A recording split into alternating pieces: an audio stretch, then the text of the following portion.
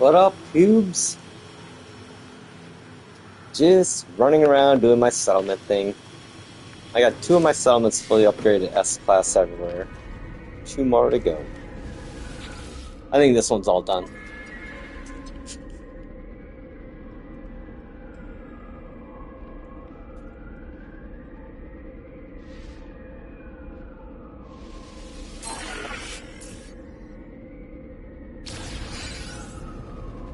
Yeah, I figured today was a good day to hop into No Man's Sky and just kind of do my weird gameplay loops, whatever.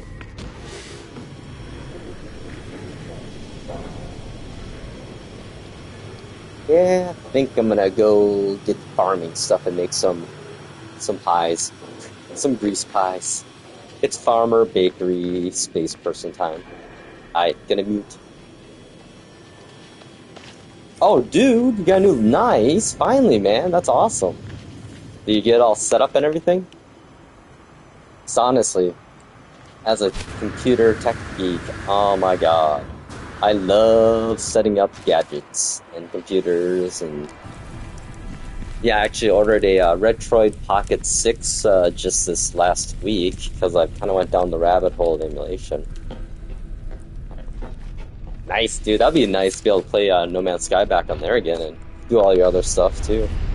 Oh, dude, that's a good one. Yeah, the Legion series is pretty solid. You know, I went down that rabbit hole for a while too of portable gaming. I mean, I bought like, you know, several GPD gaming laptops. That was before. People don't realize that actually GPD, they've been making handheld gaming devices, Windows computers, for like a decade or more now, and kind of beat everyone before the whole trend. You know, now the trend is everyone makes a portable, you know, Steam Deck type of device, but I was buying those back in like 2020, 2019 or so. And they're decent, but the biggest problem I realized with portable gaming systems was the operating system, Windows. I mean, I'm a Windows guy for, shit, 20, oh my god, no, who am I kidding? 35 years I've been using Windows I've been using Windows before there was Windows. I used DOS, MS-DOS 6.0 as a kid. And I remember Windows 3.1 and then Windows 95, man, was quite the upgrade. But the biggest problem I had previously in the last 5 years with gaming on portable laptop type devices that the operating systems are so crap and the power management battery life length is horrible. Like, yeah, it's cool I can play No Man's Sky on a GPD Win Max I had, but I can only play it for 2 hours. And the thing would have fans spinning up and it'd get so hot. And I say in 2 hours is very, I think, being gracious. It probably got about more like a hour and a half. So yeah, the biggest problem I always had was the OS. Of course, now you can do, you know, Bazite and Steam OS itself too, and all the various Linux flavors or whatever. But I just don't, you know, I'm getting older. I mess with computers and all that stuff. I can still build operating systems. I can tweak Windows 11 ISOs and all that stuff, but I just don't want it when it comes to like gaming.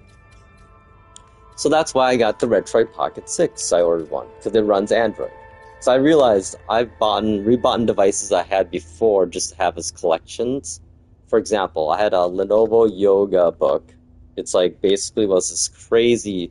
It's literally I think it was the thinnest panels I've ever used on devices. It and the Duo. Oh my god, ultra settings? Dude, I imagine it's probably just a little bit better than my PS5 Pro, because PS5 Pro is doing basically PC on ultra with 120 hertz or VRR.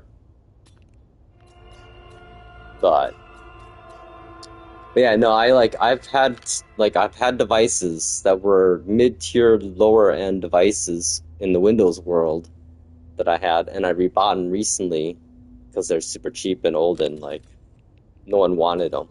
So I had a Lenovo Yoga book that ran Windows 10 and it had like a Intel, God, I can't remember what processor, like an i3 or an M3. Awesome device, but my god, Windows OS was just crap on it. It was the battery life again, hour and a half, 2 hours, really using it. So I rebought that thing in Android. I had to hack the shit out of it because it's problem when you buy older devices like that, an Android tablets, that if it wasn't the ROM wasn't updated on it, the firmware, before it got sold back in the day, trying to track down those files nowadays is almost impossible. Like, it took me 8 hours of online constant searching to find the firmware files for this device, so that sucked. But once I got it updated and everything, I think I put Android 7 on it. It's the max it could do. So before, when I took it out of the box, it would be in a boot loop basically until you got Android 7. So screw you manufacturers for releasing awesome stuff and abandoning the hard software literally less than a year after it's released. So I bought that yoga book. It was cool. But anywho, I got it with Android, and the experience versus Windows on it for this lower end mid-tier device, dramatically better. And I'm not an Android guy either at all. It's just that Windows is so fucking bloated. And Microsoft is so stupid and so... They've missed the boat so many fucking times. So I'm swearing again, person and ranting here, but as a tech guy, man, I see all these patterns that we're seeing right now over and over again.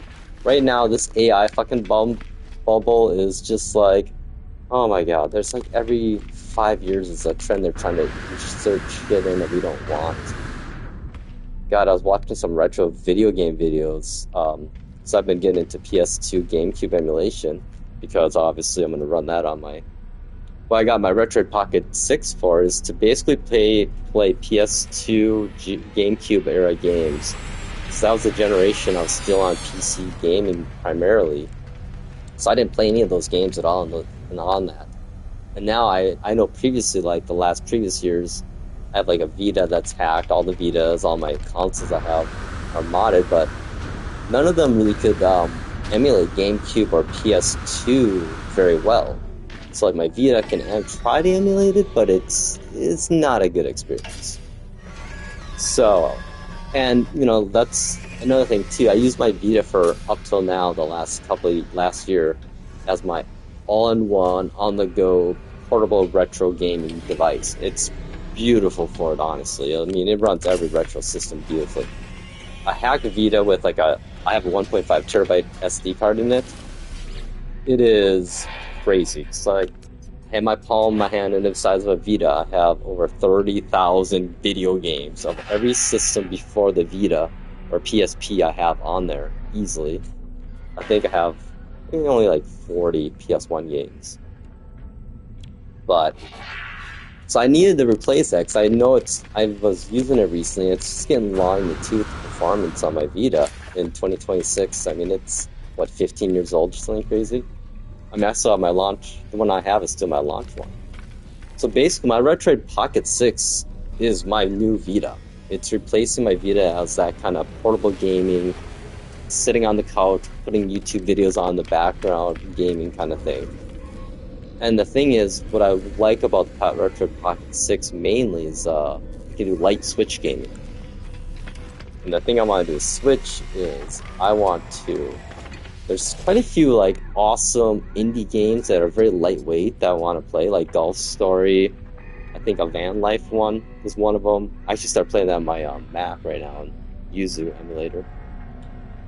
And from what I've seen, it runs those indie games like no problem. And then you can even run like Silksong if you want to, and everything like that. So it's basically Retroid Pocket 6 is going to be my modern day portable emulator. And the best part is, I got a dock for it too, so I can just hook it up to my big 65-inch TV and connect one of my DualSense controllers to it, and boom, instantly playing it. And the reason I went down this rabbit hole is it all started actually in that I was gonna go and buy a Switch Lite. I was looking into I wanted to play some Switch games, but I started looking into console prices, which fucking crazy. $350 for a Switch these days? $400 for a Switch OLED? Yeah, I can buy a goddamn computer and fucking emulate it for that cheaper. If it would have been $200, I would have bought a brand new Switch from Microsoft. I mean, from Nintendo. I mean, or a Switch Lite. And when I looked at a Switch Lite, I'm like, wait, all this thing can do for what is it, $180, $200 is it can only play Switch games. That's all. You can't do anything else.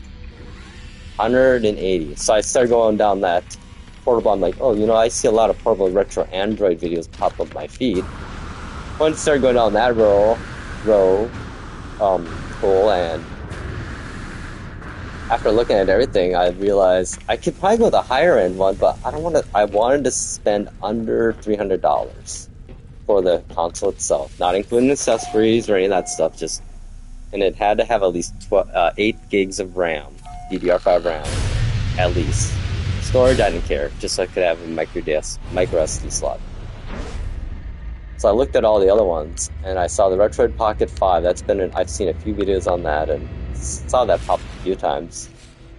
I remember when they first popped up, Retroid Pocket first came out, I was like, ooh, that like was instantly recommended, I think, on my feed because of my GPD interest, but... So yeah, no, the Retro Pocket 6 is being my new portable emulation device. I can do all this stuff on everything I have right now, like, I have RetroArch set up on my iPad, but I can't do PS2 on it, I think. The cords are limited. I could do it on my Wii U. I have that fully hacked. I have my PS Vita and PS TV fully hacked with 1TB, 1.5 terabyte cards, and my MacBook Pro behind me. I can play everything on it, and I might actually set up the front end ESDU on there, emulation station or whatever. Oh my god, that front end nowadays looks like I finally understand emulation station now. Like I never understood any of that stuff. Like prior to the last 5 years, I've upped my emulation game. Like I fully understand how to set up RetroArch now. I understand how to set up MAME cores, how that works. Oh my god, it's all about the reference set you get. It's so crazy how that works. It's so finicky, MAME. Oh my god. It is so finicky. I hate memes. I love the games, but I hate setting it up or figure it out initially. GameCube, I went down this week. Oh my god, my week of gaming geeking projects this week was I went down the full set of PlayStation 1 and GameCube ROMs. And then finally, after getting said complete sets, oh boy, full manual extraction of ISOs and then compression to the ideal CHD or RGB formats, depending on CHDs for PS1, PS2, PSP, and then RGB for GameCube and Wii. Which I didn't do any Wii. Honestly, there's not that many good Wii games out there. Because, Wii was all motion sensor mainly. So if anything, I'm going to play on the Wii... From the Wii, I'm just gonna find the Switch remake of it. If it's worth it to get a Switch remake, then I'll play it. But then again, the problem I realized looking back on all this when I set up, because I pre-set up my memory card too and everything, and I was looking back and I'm like, oh, I just filled this 1TB memory card with 600 gigs of ROMs. That's over 16,000 games. And I'm like, wait, am I gonna actually play any of these games or just scroll through them and never play it? I'll just probably end up looking at the games. But definitely a big fan though. I'm like super excited for Retro Pocket 6. I'm not gonna get it till like March, which is a bummer. Hello people. Yeah, probably have stuff here to give out. So that's a bummer. But then again, I have like plenty of time to get everything set up and thought about. Okay, whoever's by me, they get all of these. I buy these just to give away always at the station. Ho ho ho! Oh, hang on, we'll give one for each. Everyone gets a jetpack. It's like gambling, It's like I give them basically like a raffle ticket. Because you don't know because these X-Class can be amazing, very rarely, or usually horrible, like a C-Class. There we go. Okay, back to the old Raging Mac I made. So yeah, I'm pretty pumped actually. Like, it's funny, like, I don't know. Like I said before previously, I'm kind of not working at the moment because job market sucks for IT, and honestly, I really don't want to go through all the effort of looking for a job that I'm not going to get because it's a shit market right now. But so on the side, I have plenty of time just to putz around.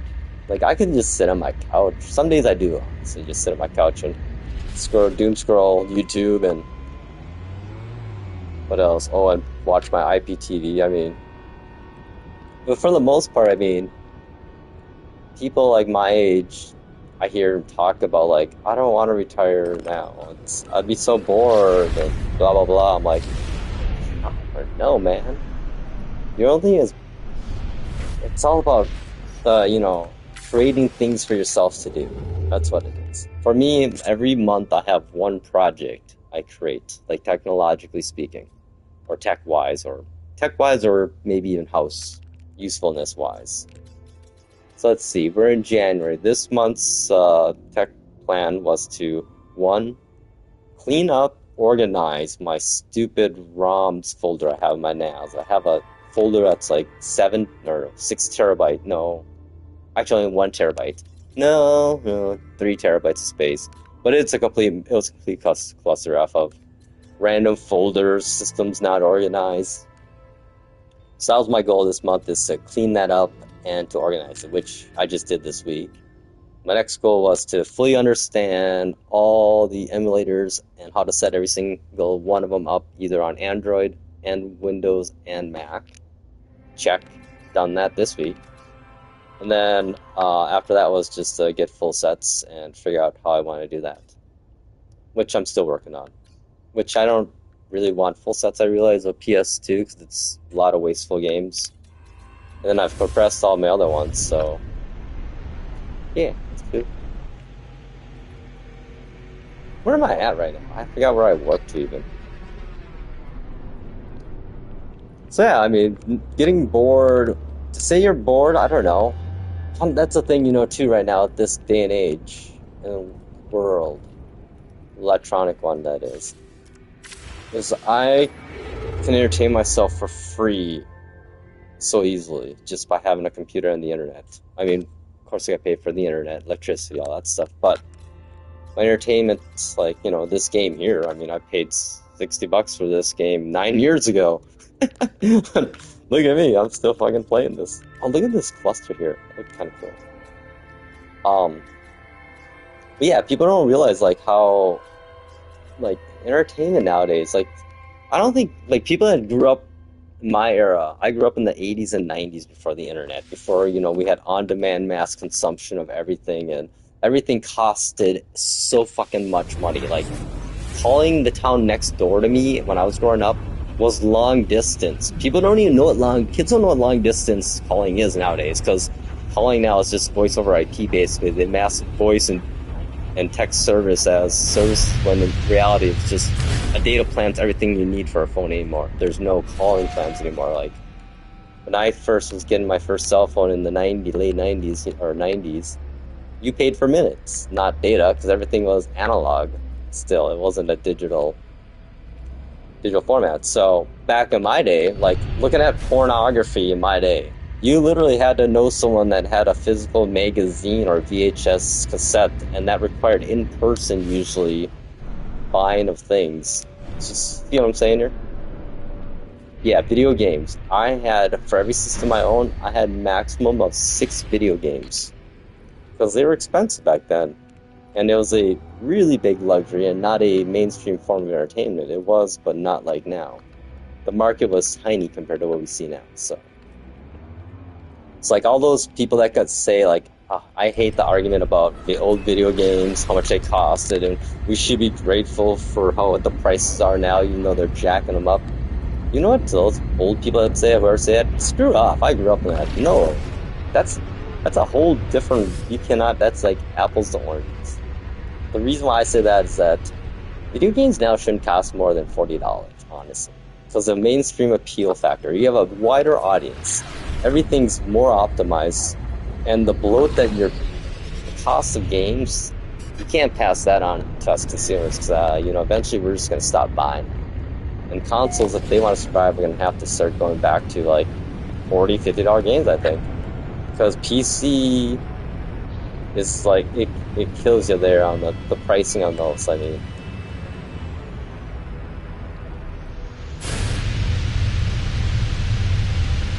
yes, we were people. My era of people that was an era where companies had to earn your right as a customer, whereas now it's the customers asking the company, "Can I buy your product?" You know? Mm. But I think we've hit the breaking point now this last couple of years. Yeah, $24. Dude, I've seen it for like $15 at times. Like, it's crazy. Like, I looked for it. I'm gonna buy it from my buddy's boys. They actually did get a Switch too from their grandma, so I'm gonna buy them a No Man's Sky on Switch, and it's only like $25. I'm like, dude, I'm trying to find a way to buy it directly from Hello Games, but I don't think you can. So I want to get them a. I don't know if I want to get them a physical copy or not. Oh, geez, gravity's cool. Oh, here we go. Let's go to the atmosphere. But yeah, no, it was a different era that I grew up in. I mean, physical hoarding is how you hoarded. Like now, I have a box that I'm looking at right now, the size of a shoebox, that has over 7,000 movies, over fucking 30,000 cartoons. Dude, I totally am. That's like my buddy's kids are like kind of indirectly my nephews, my buddy's boys. So I told them I'm never having kids, so I just want to be like the cool old dude that the kids know. They're like, oh, dude, he knows what we're talking about. He gets us. I'm like, oh yeah, don't worry. I probably knew about this before you guys did, honestly. I think I'm gonna get them. I'm gonna actually buy myself one and them one, physical ones actually. Just because, you know, I do like how I have like my favorite media I just have physically. Like, I have a drawer full of Blu-rays, box full, and I have all the Rock Band games, the physical ones. I don't know why, but yeah, I mean, I have a shelf of all my analog hardware I've had throughout the years. Like my favorite things, the most pivotal, I think, technological things, like my Google Glass and my Palm Treos and BlackBerry. I have a BlackBerry pager device. I don't think people even know what that looks like. It's like a pager. It's a BlackBerry, and all it did was email. It ran on 2 AA batteries too, which is the best part about it. Hell, I even got one of those the classic 80s phone you see in all the movies. I worked at a law firm, and we did a lot of patent technology, and the attorneys at the end of the cases would give me old technology that they use in the cases. They're like, hey, you want this? I'm like, oh yeah, I'll take that. That's going to my shelf.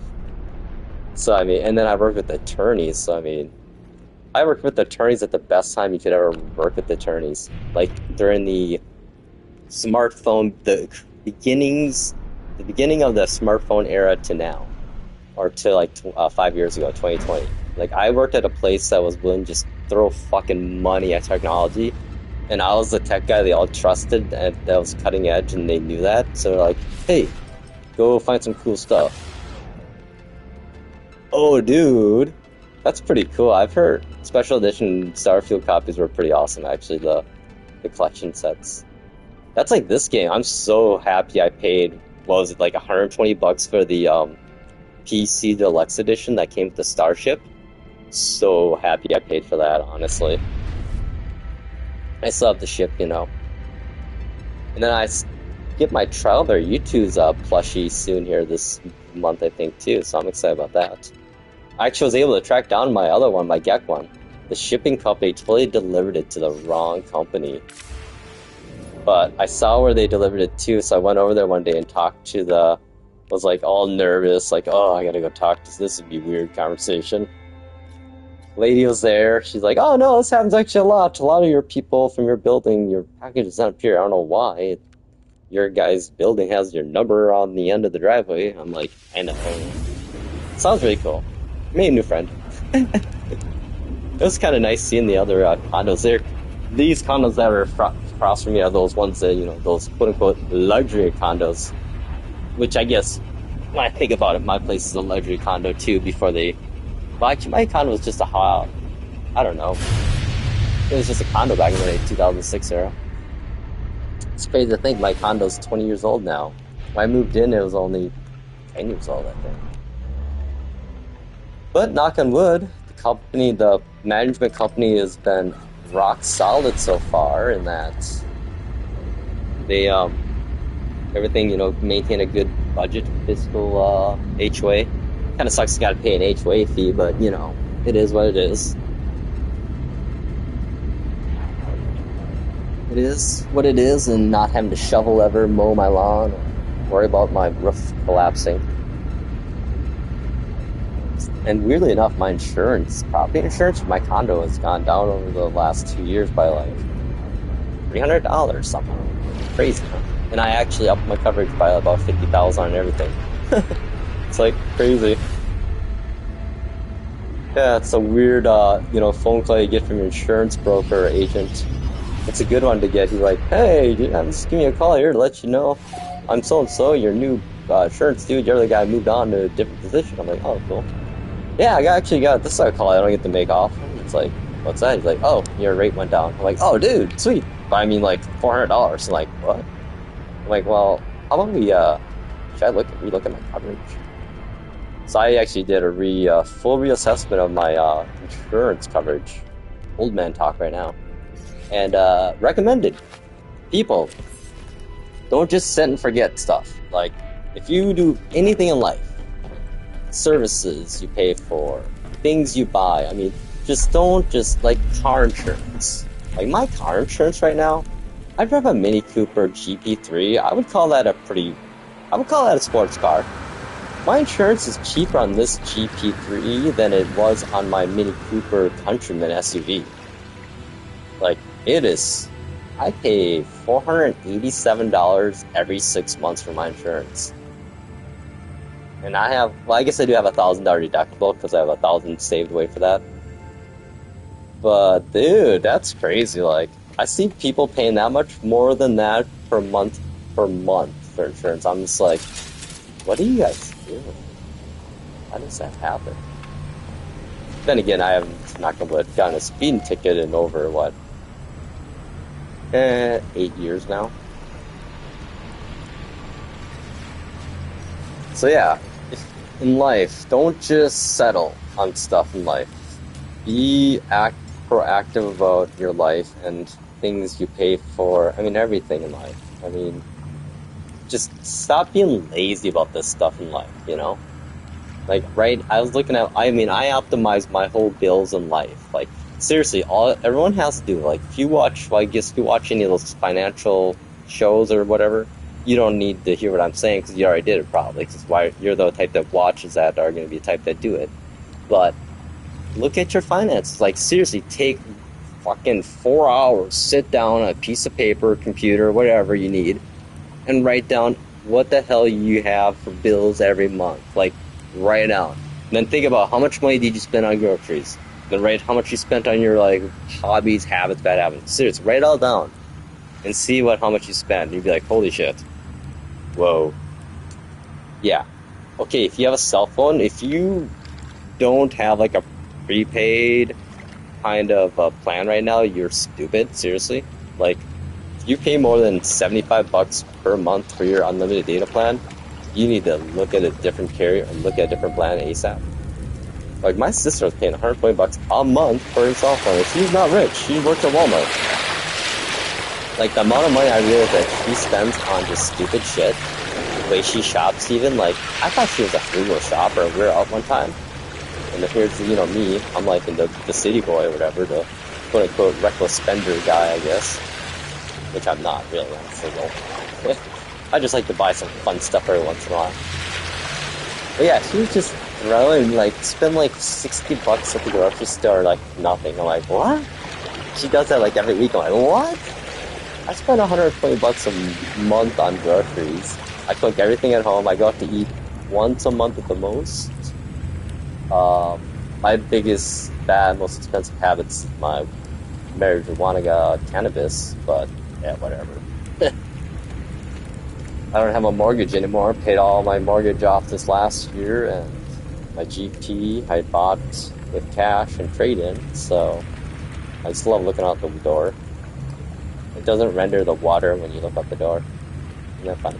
Or the waves. So it's kind of freaked me out one day. I'm like, what's going on here? Like, what? What's good? And I went out, I'm like, oh, ha, that's fun. But if you look through two doors,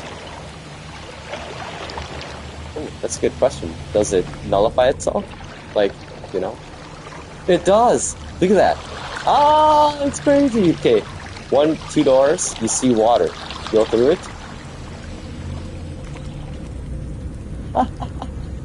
That's fucking cool. Yeah, I'm sorry. It's stuff I do in this game. But, yeah, I don't know. It's like, as a human, as an adult has living on their own, or managing bills, be responsible, people. Just look at your shit. You could literally save thousands a year. I don't know if right now is a good time to do it, but I know like 5 years ago, 6 years ago, the best thing you could ever do at that time was to invest that money into the S&P index. Like, I didn't realize I didn't have my money into S&P indexes in my retirement funds. They're all those freedom fund, then the year you retire. Those are, stable gains. They're going to get you, what, 7 to 8, maybe 12% a really good year. But if you look at, like, say, S&P indexes over the last 5 years, yearly returns are 20 to 30% on average. So over the last 5 years, you'd have 126% return. So basically, you'd have whatever money you put in doubled in 5 years. And think about that if you had like 200,000. Yeah, 400,000 now. Bye. But like anything, it can all come crashing down. So yeah, that's my ranting, chatting. Oh, that's right. I put chairs up on here now, underneath my palm trees, because that's fucking cozy, yo. Right? Look at that. Oh yeah, hang on. I got a better view of this. I'm like a sucker for making faces just to sit in chairs and literally watch my video game like a screensaver. I gotta move that barrel. You know what I can do though? We're in multiplayer mode, so I can just literally go to photo mode, except I stand up. And the world keeps going active because it's multiplayer. You can't really stop it for photo mode.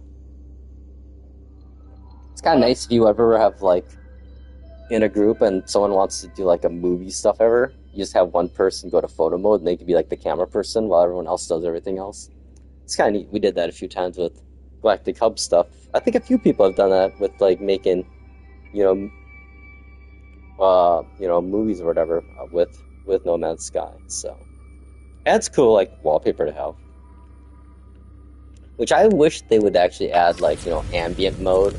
Like an ambient mode where you could just literally have, like, a drone, like a Sentinel camera, go to all your bases and slowly pan around it, and then after, like, 5 minutes, switch to the next location. That'd be badass. What up, Nick? How you doing, buddy? I decided to chat. I started off all just wandering around. Now I'm just wandering around my bases. So I'm a sucker for that. I'm still debating, though, if I want to relocate my memorial base, my Isle of Memories, which is excellent. God, good to hear, my friend. Good to hear. Yeah, it's like freaking cold here in Minnesota. Oh my God. Ice out, right? Fuck. What a crazy one. You know what the craziest thing with the whole Minnesota stuff, people? Is that I literally live 2 miles from where all that the federal building is that everyone's protesting at. Which I'm waiting to get my supplies, and I'll be down there probably this week. I got to get airtight goggles and a nice big old American flag I want to bring with me. So, but yeah, I'm not gonna talk about that stuff. There's channels dedicated to that talk. But yeah, this place is just so awesome when it's like not storming though. This view too. Like this was a really fun memorial base to build. And I really love those glowing, I don't know what you call those things. Steeples, temples, gates, I guess. Yeah, that's a pretty actually awesome picture right there. We're gonna get the coordinates. Oh, it's an ice and Tem, I forgot. forgot that's of all the ones I picked was a not Paradise Planet. I do like my little temple. I've seen some pretty fun versions of temples. I like the glass floor too, just cause gives it a little more ambience. It didn't quite turn out as good as I thought it could, but it was fun. Yeah, building in this game like is super addicting. Like I had a better little graveyard I made here, but then I realized I put in so much grass it was killing my limit of rendering. So yeah, there you go, Mom and Dad. Mama. Oh, I hate to say it, sad. Melancholy moment. Mama, my mama. It's been now a year since she passed away. It would have been yesterday, so. Yesterday was kind of a sad day. Actually, no, it was Saturday, but it's crazy to think that a year ago, it was, it's been a year now since I've, kind of been a little bit lost in the world, honestly. Well, not really lost, I guess. I guess I describe my place in the world at the moment as more of an observer. I don't know. I'm not participating in society right now. I'm just in it. It operates around me, life, and everyone else, but I just exist in my own bubble. But at the same time, though, I'm not gonna let bad things happen and just stand by and see it. I mean, of all people, I need to be more proactive on what I'm doing in this world. However, I told myself that I would give myself at least a year and a half to do whatever the hell I want for a year and a half, and then it's time to get serious and contribute to society again here. So this last year it's been interesting. Oh wow, that's awesome.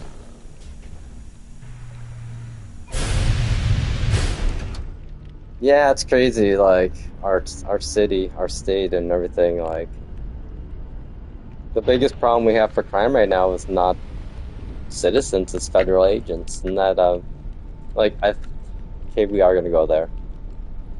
I talk about on my other previous streamcasts or streams or whatever about stuff, social justice and doing the right thing and preventing things, and yeah, this is how democracy dies. It's like things like what's happening in Minnesota right now. And the funniest thing is the thing I don't get is the people that are, all for ICE and MAGA. It's like, what do you gain from this? Oh, Nick, I'm sorry to hear, man. Rest in peace to your mom. COVID, that was a tough one, man. Yeah, I lost my dad, actually, in COVID era, to 2020, July of. So yeah, I feel you, brother. So I guess that's kind of too, like, why I say I'm not necessarily participating in society at the moment. I just kind of feel a little disconnected, my friend. You know what I'm saying, Nick, right? Oh, rip my brother from another mother over the internet. But no, it's like I'm single, no girlfriend, significant other, or whatever. I'm horrible at keeping relationships. I just get hookups if anything, because honestly, it's a lot easier than trying to manage it. I'm lazy, I admit it. In that regard, I don't want to deal with the emotional baggage, but at the same time, I was dealing with, being a caregiver for my mom for 5 years, and it's a different world. You do not have a romantic life. I don't know how married couples make it through it when one of the spouses is a caregiver for maybe their parents or whatever, like. And mad props to all the caregivers out there, man. It's shit. Especially it's the saddest thing about caregiving is that, I mean, for most people, is that they do it for free. They don't get paid a single cent. And that's fucked up. Because they are saving society, everyone, the insurance companies especially, so much money. And the loved ones are probably getting 50 times the better quality. Even if it's not even professional care, it's still probably better than whatever they're paying $20,000 or $10,000 a month for an memory care center. Like, the fact that I was like literally around my mom mm, every day we were up for, let's say we're up for 12 hours. I was up at her side for 10 hour of 12 hours a day. Tell me how many nursing homes, memory centers have a person literally sitting next to a patient that long. They don't, obviously. They don't. So I mean, the 45,000 I got paid a year to be my mom's caregiver, I feel was a fucking bargain for my mom and us, my sister and I. So I mean, so anyone out there, you know, that I know there's no one out there, but except for Nick and I, he gets it. They get it. Um, if you know someone that's a caregiver and they're, you know, asking to get paid, pay them. If they're good people, if you trust them, you know, that's a thing, you know. Like my mom, like I don't know, I don't want to toot me old horn, but I feel like I'm allowed to here after what I've done in my life. Said I'm a good person in life. Like we could have, like I said before in my other posts, we could have afforded to put my mom into memory care, professional memory care, really good one, 10,000 or more a month if we wanted to. I mean, but I mean, I remember growing up as a kid, my mom had to put her parents into a nursing home towards the end, the last 6, 7 years, because you know my mom and dad were farmers and they adopted 2 Koreans in Minnesota, of course, and it would have been impossible to be a caregiver to them with all the responsibilities of being small-time farmers, parents of active kids in sports and everything. So they had to do that. And my mom, though, she would visit her mom at the nursing home and her dad every weekend. So my sister and I, growing up as kids, would go there with them. And I would visit them. This was a very pivotal time in my life, too. This is when I was like 8, 9 years old. And in that era of my life, that fact of the fact I was in nursing homes at that age in my life, that youngness, it gave me a perspective in the life that I think has dramatically helped me down the road. Like I've always told my friends, and I think people told me it too, even that, like I'm an old soul with a young attitude, I guess. Like I'm an optimistic dude. I love new shit. I love learning. I love all that. But a part of me, like, I think is conservative and reserved in certain things because of like being around old people from the 20s that went through, you know, the Great Depression, World War II, World War One. Like, and as a kid, I was like fucking talkative as I am now, like not shy as hell at all. Like, I wanted to sit at the adult table, get in arguments about politics with relatives when I was like 12 years old. And so I was like, I would always ask about the old times, and I'm so glad I did. If there's one piece of advice I have to any young person out there is if you have good old people that you like and love, talk to them. That's all you gotta do, man. Like, you don't gotta do anything but just talk to them, man.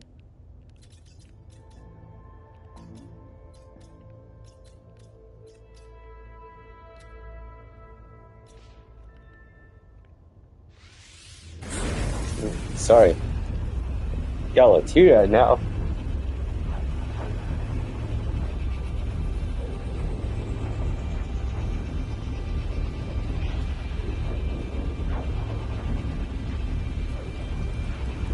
Yeah, old people, man. They just want to be recognized.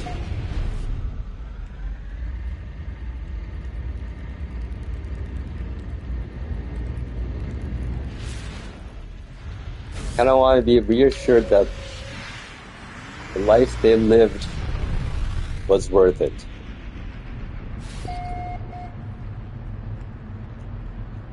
That there was value in their life.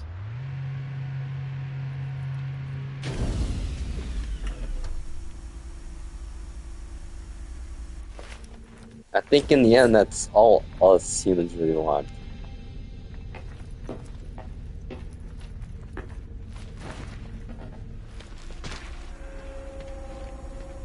Ah, thanks, buddy.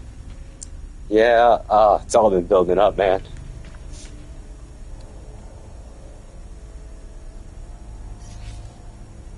I think it's the whole yeah, the whole year anniversary in the world.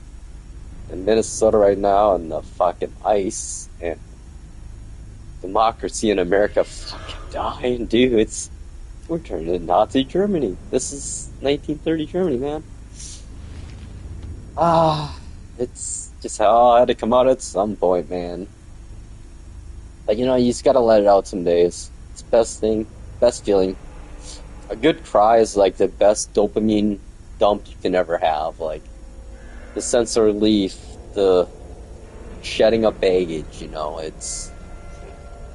you need it. If you don't, you just build it up inside. The hate builds in you, man. The anger, the frustration, and all that leads to bad things. And don't drink it away, trust me. As a guy that drank a lot, alcohol is not your answer ever. There's, I mean, but no, honestly, it's the lessons I've learned from being around old people and just literally talking to them it's allowed me to have a very successful, I want to say, life in my regards of what I consider to be successful. I'm not a millionaire. I'm not famous or anything, but I'm happy. I'm content. I have everything I need in my life right now, and I could ask for more, sure, and I have probably more than I need even too. But I've found out in life that being content is the most valuable thing in your life you can have. And good people.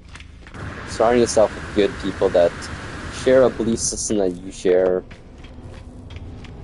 and value, more importantly, value system, I guess, more importantly. And to have your back, you know.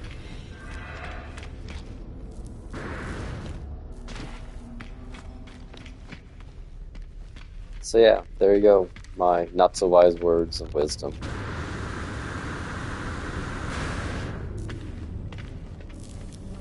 You can chase the carrot, but eventually when you get the carrot, then what's next? And was it worth it? That's the thing. To get to be a place of power and famous in this world right now, you gotta have no soul in life. There's some good people out there, YouTubers at least, that can do without selling their souls, but you see it all over. The problem right now in our world is, when I grew up, the biggest thing about this culture and society and just young people was not selling out. We would call people sellouts back in the day, like that people that would take the money and throw away all their belief systems just for the fucking money and greed and power. You know what we don't have nowadays? You don't have that. There's no integrity there that way. That's a problem. That's my big complaint with the young people these days. That y'all sold out just to chase the money. That gets you nothing but more problems. Because the way you guys manage your money is shit too. Sorry. Stop fucking DoorDashing people. I can't believe people pay other people to get food from them and they get it and it's soggy cold.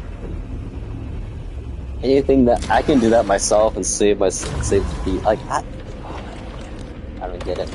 Like, I used to do drive-through, and even taking drive-through home was horrible because it's cold and not like it should have been, you know. But that was before, fast food really sucked like it does now. I can't even remember. Actually, I do remember the last time I had McDonald's. And it was, let's see, 2020. It was after my dad passed. We went down to visit my aunt and uncle in August.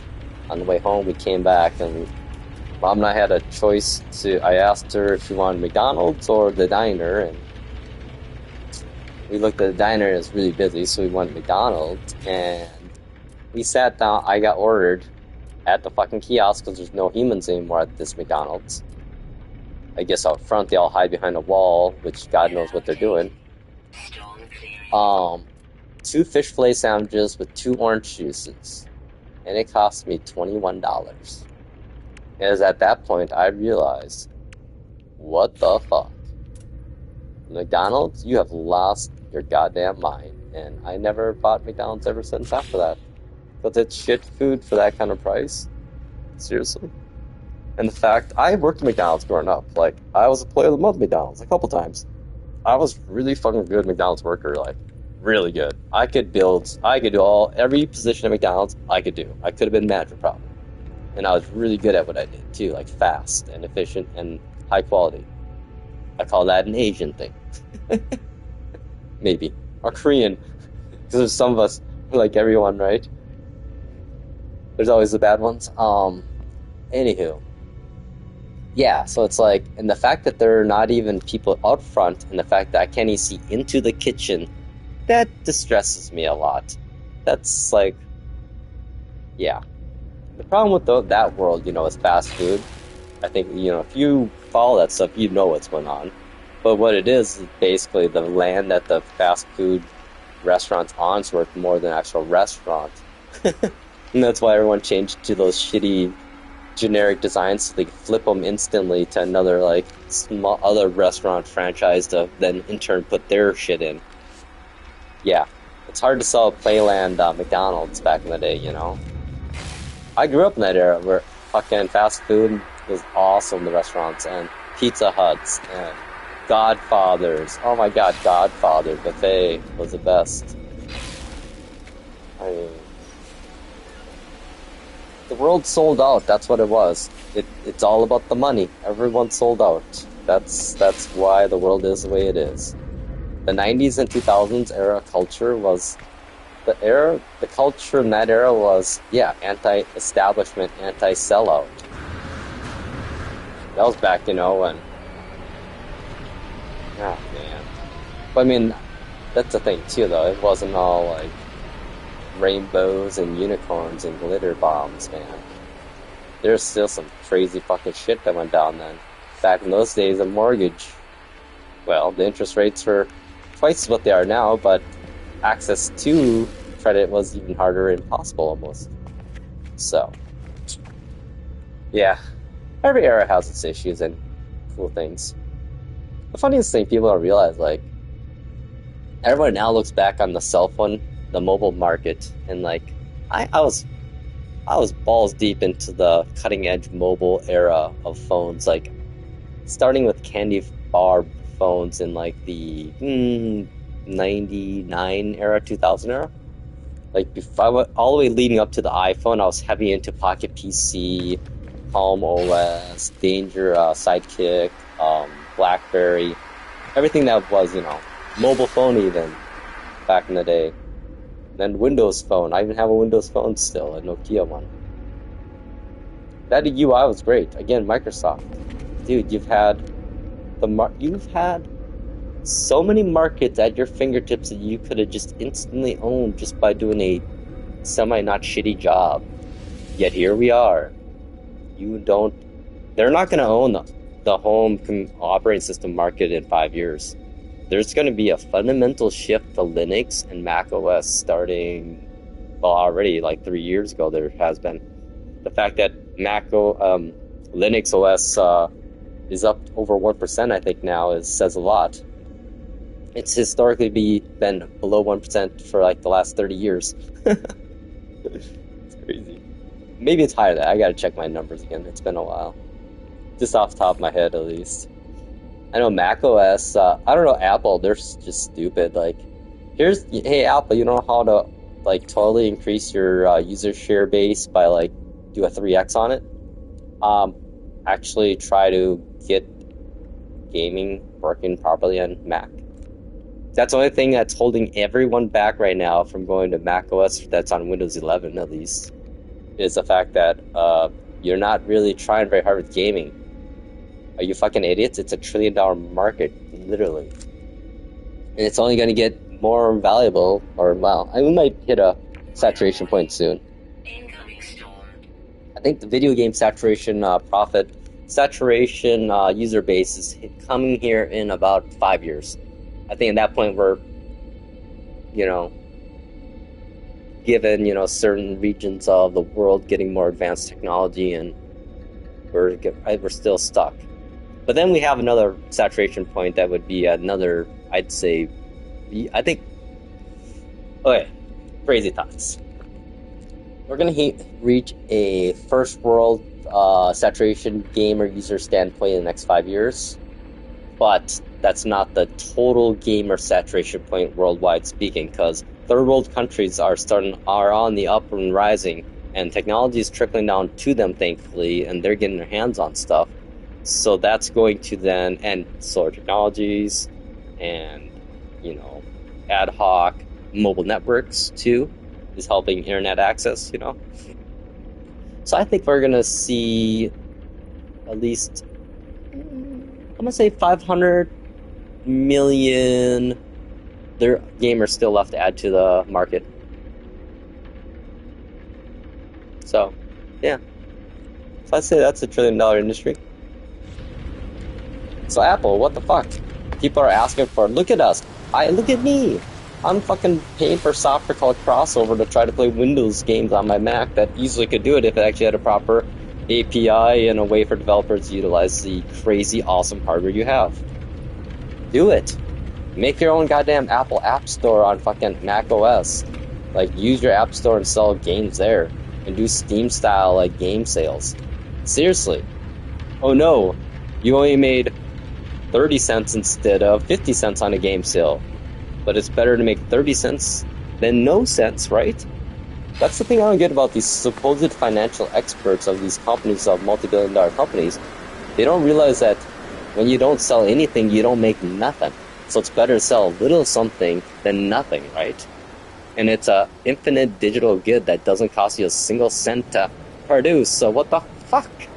People! What are we doing here? What are we doing here? I don't know. I don't know either. What the fuck? Sorry, ranty now. This is my typical, like, cycle of optimism, calmness, reflection, sorrow, hope, future, anger, complaints, ranting. I give you a ride if you make it through it. And we'll put a little shelf here to put stuff on. And on that note, I'll put a shelf in here.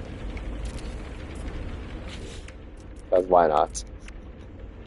I don't know, it just annoys me. Like, I've been like following technology for so long, and the mistakes we're making these days, still making these days, companies are making these days, are just goddamn stupid. Like, it's not hard to make a profit right now. Like, it's not hard to become the best in your market right now, even, honestly.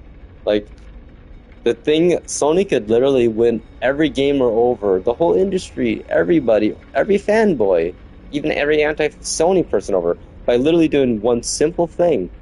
Making online video games free to play. Allow the online connectivity just to be free. Make PS Plus Essentials free. You do that, you just like won PR for the next decade. Literally, you just like obliterated Microsoft and Xbox more than it is right now, which I don't know if you can even do that. Like, can you make poop into more poop if it's already poop? Because that's what Microsoft's Xbox brand image is right now. It's just shit. Like, no one even knows what Microsoft is about gaming wise. Like, all they are right now is they're just the cloud backend provider for games now. We saw that coming though. I mean, Sony uses their Azure cloud, I believe, to host their remote streaming. I mean, Sony doesn't have their own data center, so. Anyhow, that's just me ranting. You know me, I just get annoyed. It's like, it's not that hard to be a successful company, it should be. Like, why can't they just do one good thing for us people, right? Like, there's a few games out there that companies that do, but you know what though? I think we're gonna see like a lot of big game companies kind of get broken up or collapse again here. Like, the arrogance of the industry is actually really showing itself the last year. Actually, sales of like big blockbuster games and I mean, Switch 2 sales they're not bad, but they're not what they would want it to be, of course, or expected it, I don't think. Okay, let's see. I can sit down here. Yay.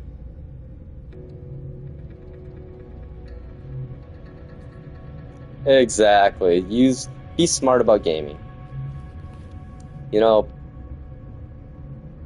here's my thoughts too. If you bought a game once already physically, I don't think you should morally feel bad at all whatsoever of playing it in ROM form digitally. Especially if it's a Nintendo game, because you know what? They don't ever reduce the price of their games. Ever. Really. Screw them. And screw game companies for literally having a digital storefront that sells games from 12 years ago for $60. Fuck off. I think digital storefronts should make games over 10 years be maximum $20. Because I'm sorry, if it didn't sell by now, it's never going to sell, so screw off. Again, it's the same mentality. That's where Steam gaming, PC gaming has figured it out. Companies have these developers for PC is that, hey, you know what? We'd rather make a little money than no money. And sure, we're not going to get $50 for our game, but we'd rather take $20 than no bucks. You know? You know what I'm saying? There's a lot of games that probably could have been great, but never got discovered because they're too expensive for being an unknown or not good initially. I don't know. Yeah. Be smart, people. And look into emulating. If you have decent hardware around, do it. Just do it.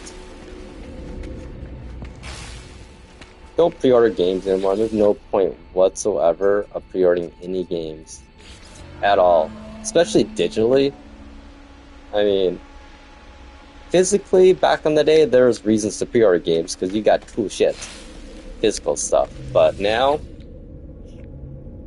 oh, they are so stupid and greedy. Like, they've just literally, I think they sunk their own ship here. I mean, I've been talking about the shitification of Windows and Microsoft since Windows 10, actually. Or I have been experiencing it. I mean, I've been deep-loading ISOs and Windows stuff since 7, so... Well, I've used every single fucking Microsoft OS since MS-DOS 6.0. Okay, operating systems I've used. Let's do a list. MS-DOS 6.0, MS-DOS 7.0, Windows 3.1, Windows 95A, Windows 95B, Windows NT 4.0, Windows 98, Windows 98 SE, Windows ME, Windows 2000, Windows Vista, Windows 7, Windows 8, Windows 8.1, Windows 10, Windows 11, Windows 11 for ARM, 64-bit, 32-bit versions of all those. Yeah, I know how to install every single one of those. I could do a video and install every single operating system in one virtual machine if you want me to. Like, pointless, but I mean, I was running Mac. Okay, and then other ones, Mac OS, Tiger, Snow Leopard, Maverick, Sequoia, Tahoe, and now... Wait, we're on Tahoe now. And then I also Hackintoshed Mac OS Tiger on basically anything I could, like a HP DV, what was it, 600 laptop? Basically was a Windows version. Back when MacBook Pro sucked. Oh my god, they were horrible for a while there. In the Intel days, HP basically was making all the hardware, and Apple would basically putting the components into a MacBook.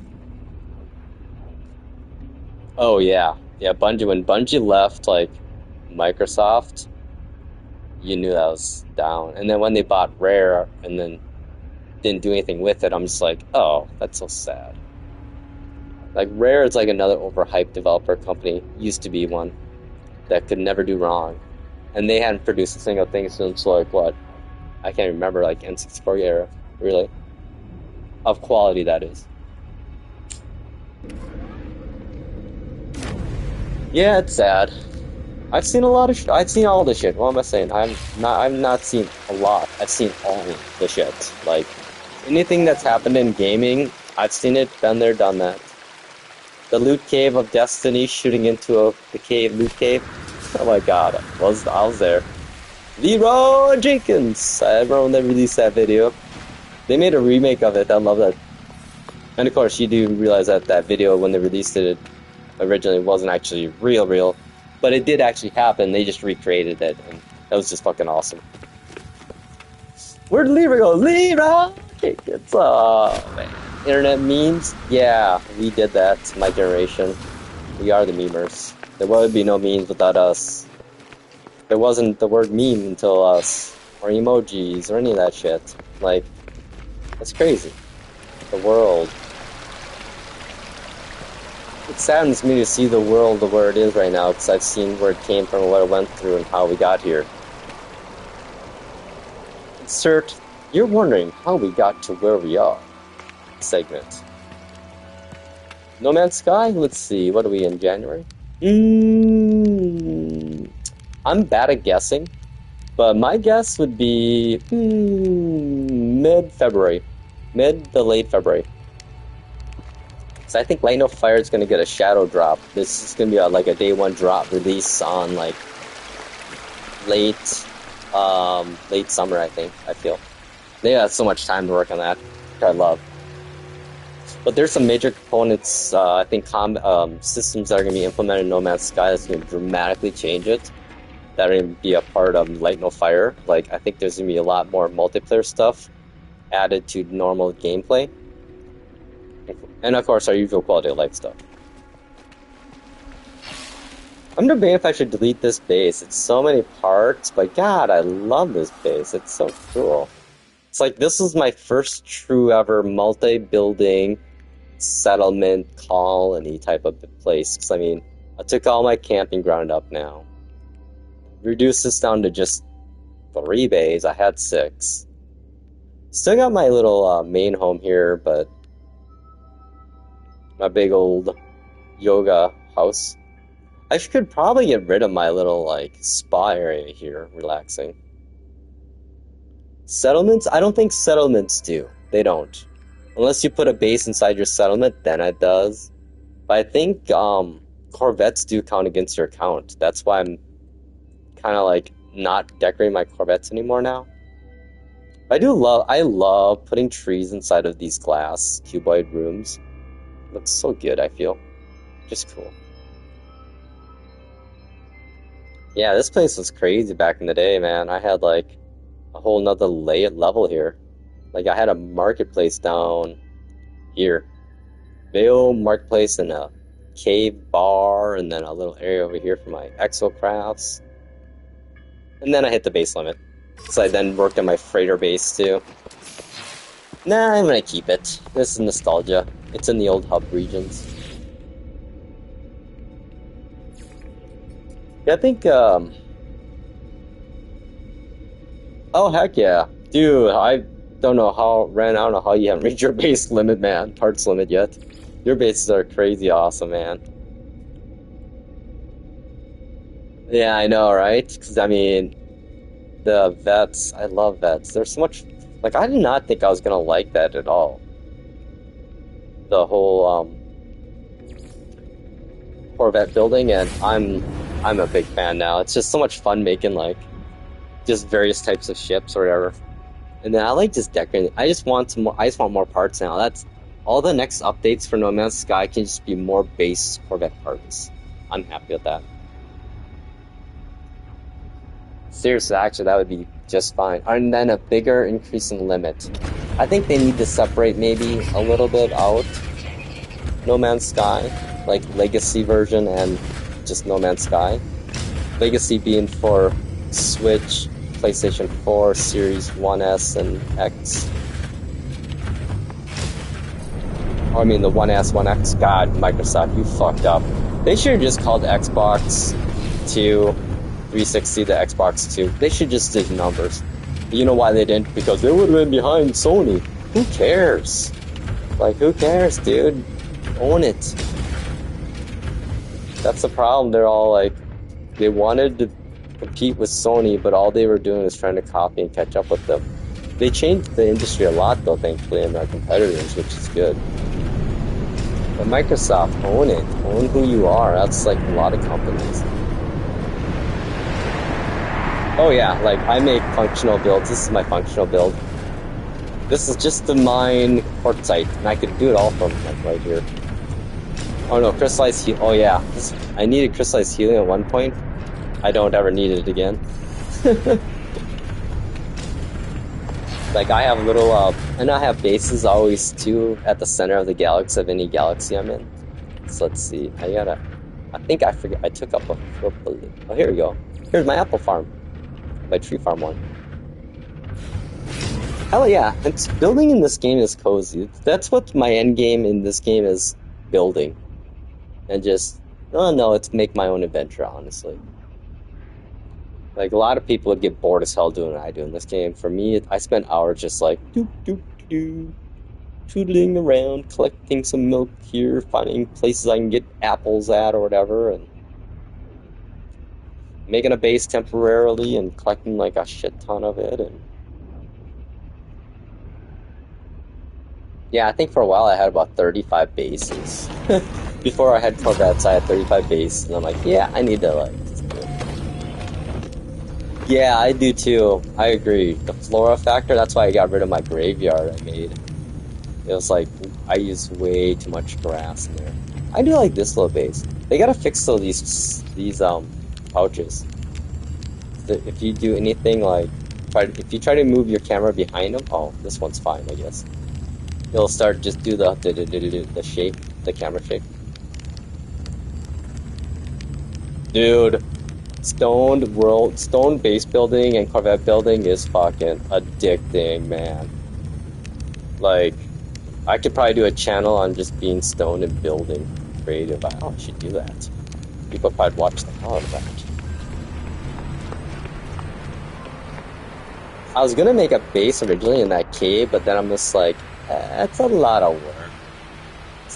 But this is like a pretty primo spot, because you got like a little like manufacturing center over there. Portal here. I always build by portals too, and center of galaxies at least. Something about having a portal access is very nice. Okay, well, this is like a cozy little one. I remember when they first introduced the new base building parts and building a tree base. That was like the biggest thing. Oh, that was so many bases ago. Dude, yeah, stone vet building, agreed, Ren. Oh my god, dude. It's so relaxing. I spent like 20 minutes one day, like flipping a part around. I'm like, do I put it this way or this way? This way or this way? This way. I'm like, wait, I've been looking at the same part for 20 minutes. And I think there's someone watching me too. I'm like, I'm kind of embarrassed, but hey, they watched me through this whole thing do this, so. Oh, this place. I'm gonna go here. I'm gonna use the bathroom and be right back. Gonna get some more coffee and bathroom break. And it's 2 above right now. Ice out the ice. I'm hoping it gets cold as fuck the next week here. I hope we get brutal weather, like 20 below soon here. Yeah, baby, bring it.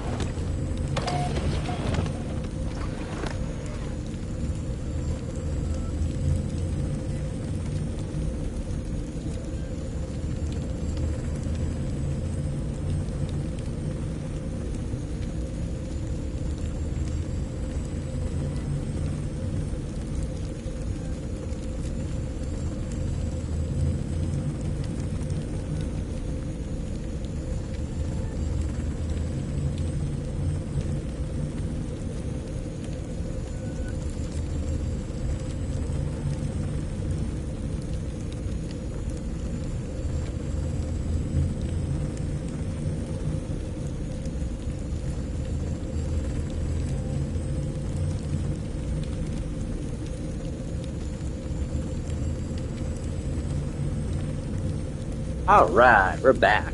Ooh. Ooh, hey, look at that. Ah, this is a fun base. Yeah, I love making like different style bases always. Like this is my I don't really know what this base. This just look at the robots. The walking building pets. But good stuff. Yeah, this is so fun. This planet at night's beautiful. The grass glows. Yeah, I think I did one of my 1984 book reads here. I was doing that for a while. Now I just do a webcast with OBS.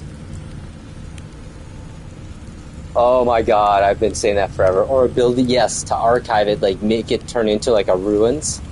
Speaking of such, I kind of did that with one of my bases actually. I need to work on that more. Dude, 100% wish I could just archive it and it would just be like an NPC building, you know. That would be so brilliant. I could see them adding that actually, dude.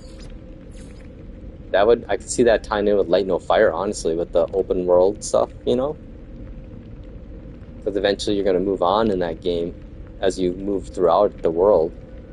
And you probably don't want to have... I don't know how that's going to work. It'd be interesting. Yeah, that'd be so sweet. Like, turn it to ruins, that'd be... And then you could get, like, leave, like, a little note there, or, like, a little something there. Oh, dude, I love it, dude. You and I, man. Ren, I'm so glad you hang out on my streams with me. To everybody, to anyone that ever hangs out with me online here, thank you. Y'all say you're my counselors, my therapy. Like I realized, I was thinking back about 1 year recap of my life this weekend because being the 1 year since everything changed is dude, I hear you, man. But I was wondering, would I become a reclusive hermit? In a way, I kind of am, but not. Like, I'm a very social reclusive hermit.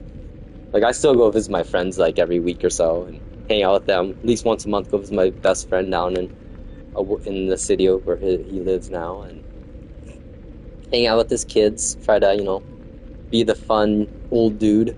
The dude memeing with them. Okay, let's see here. Yeah, it's funny at our friend's Christmas, one of my friend, her best friend is a single person like me, which I'm surprised her and I haven't gotten together, honestly. She's a really cool girl, nurse. She got into the Labubu, whatever, phase, and literally at our White Christmas, she gave away like 10 Labubus that are probably like high value $100 ones. And all the kids, oh my god, all the kids each had at least one of them. And this one girl, she had like 4.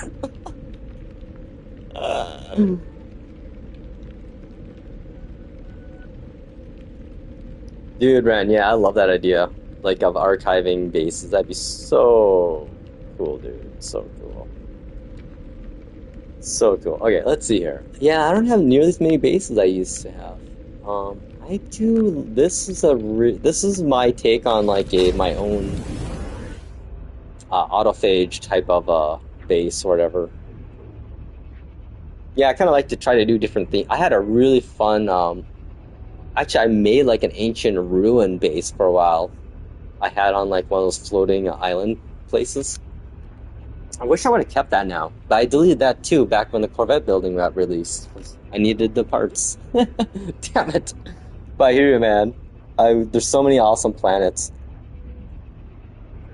Yeah, the variations are, there's similarities always, but I'll be honest, the biggest it's hard to find a similar color variations of combinations. Like this one here, look at this one.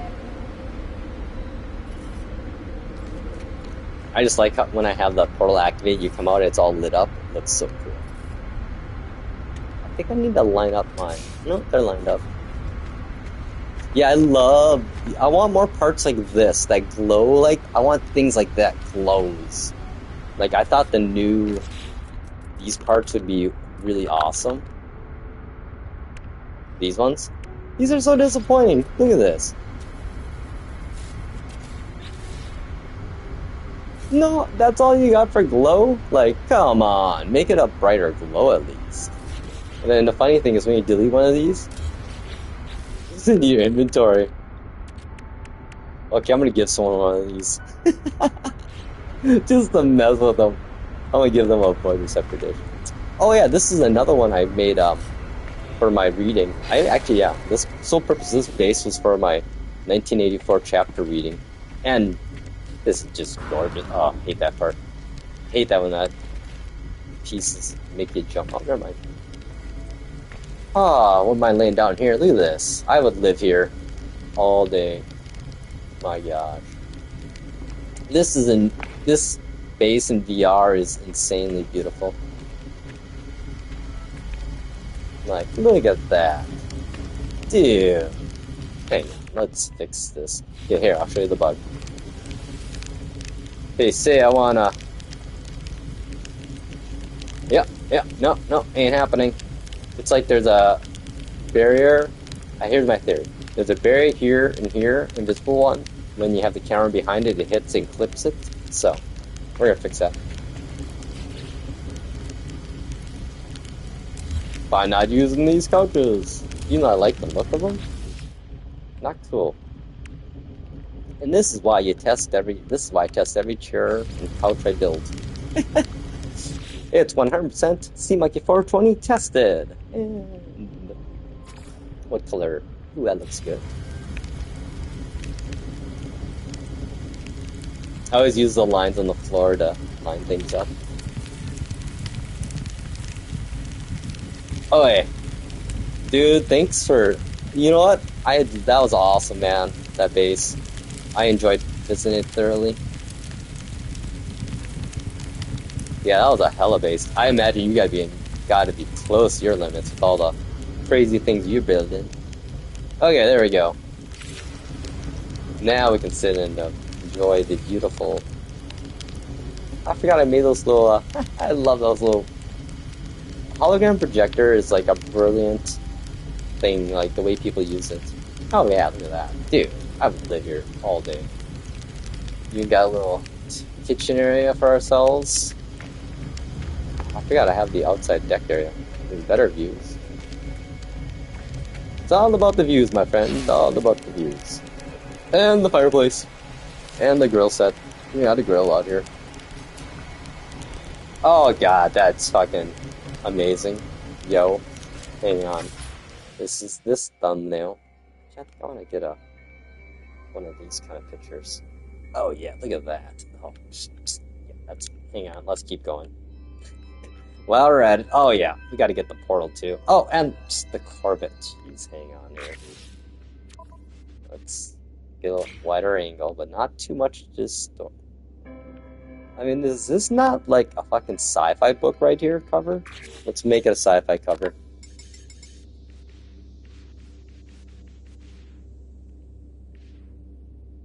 There we go. Oh my god, this is totally like out of something I would cover from a sci-fi book I'd read in the 80s. Yeah. Wait for my little overlay to go off. There we go! Okay. Hang on. Oh, jeez, look at that. I always like to do golden hour. No, right there. It's pretty fire with the flare. Oh, dude. Okay, got a couple. Yeah, I could literally, like, just take photos in this game, as you can tell. Look at how I don't know about you, but I have HDR on my TV on. This is so crazy saturated. Like, holy balls, my eyes are just exploding with color. This is such a nice planet, too. There's, like, no storms. Some pretty fauna. I like these guys with the glow. They are really cool at night, these ones. Kind of ugly, though, face and... You're pretty cool looking. Yeah. Should probably fill up my feeder. So yeah, I like kind of merged the cuboid and the roost from the other one. Give it that cool look. Oh hey, here's my little oh yeah, I forgot this is... Oh yeah, this is the place.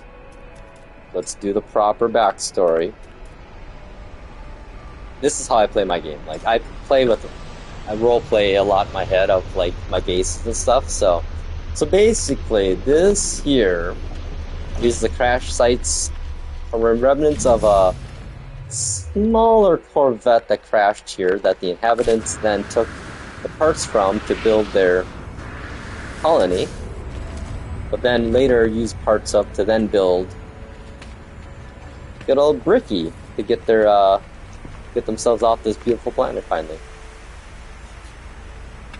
Oh yeah, 65-inch baby. It's funny, like I bought my TV in 2019. It's a Samsung Q70R. So it's a weird time to buy a TV. It's between HDMI 1.4 and 2.0 formats. 2.0 being you needed that for 4K, 120 hertz, VRR gaming. I know way too much about shit like that. Dude, if I could code, I would totally. Yeah, I think so. I think we could conceptualize one fucking amazing game, dude. Brother from another mother, I say, yo. But so yeah, my TV I am very happy with it. I don't plan to buy anything new. Like it's a Samsung QLED before. This is before they implemented the full screen shitty UI. So I just have the bottom UI on mine. But yeah, no, it's solid. It just annoys me that I did pay like $1,500 for my TV back in 2019. But the funny thing is I got this like right before COVID hit. Like I got this in like summer of 2019. And yeah, it was like one of the best things I could have bought then. And I haven't used this TV until this last year. I bought this in 2019, moved to my mom's in July of 2020 to be her caregiver, and my dad passed. So I basically used my TV over those 5 years about once a month for 4 hours. So my TV's kind of like brand new. And then I took my TV I bought for my mom's, my little 55-inch OLED, or no, 55-inch 4K Roku, and that's my bedroom now. And then my bedroom TV was a 55-inch 2007 LG 3D TV, passive one. And I gave that to my buddy, who put that in their living room, actually, or somewhere. No, bedroom, I think. But yeah, him and his boys used it to watch some 3D.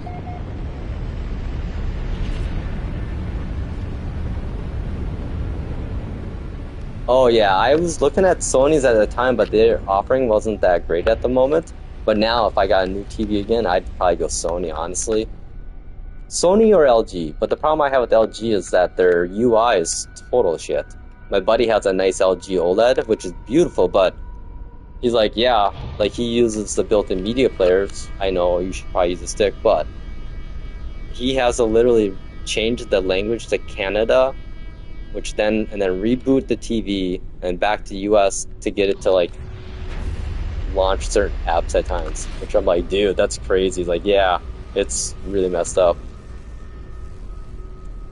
So I don't know, it sucks in a way, the technology and like right now, any TV maker that just put out a dumb TV with all the crazy awesome up converting 4K stuff, they would be the best selling TV of the year and get the best TV awards part of the year.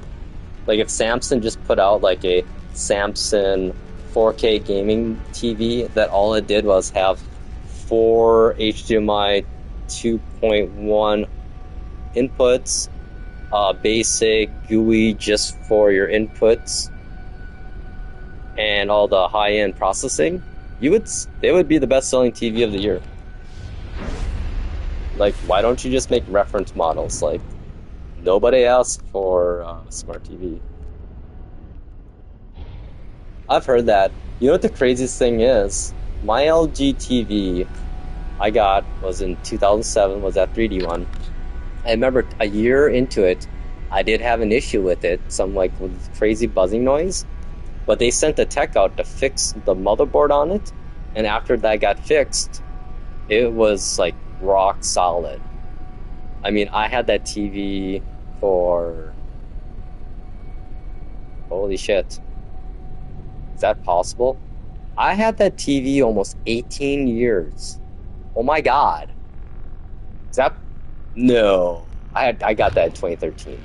I had that TV for 12 years, and I gave it to my buddy this year. So yeah, that's I paid $1,500 for that TV 12 years ago, and it's still working just as good as it was day one. Isn't that wild? And you can't bypass 3D TVs.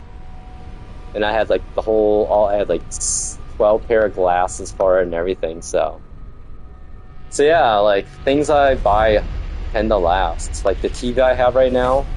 So my setup is I have a 65-inch and then a 42-inch TV in my living room. So my 42-inch TV, that's a TV I got from Best Buy open box, like after Christmas. Wait, no, is that 40?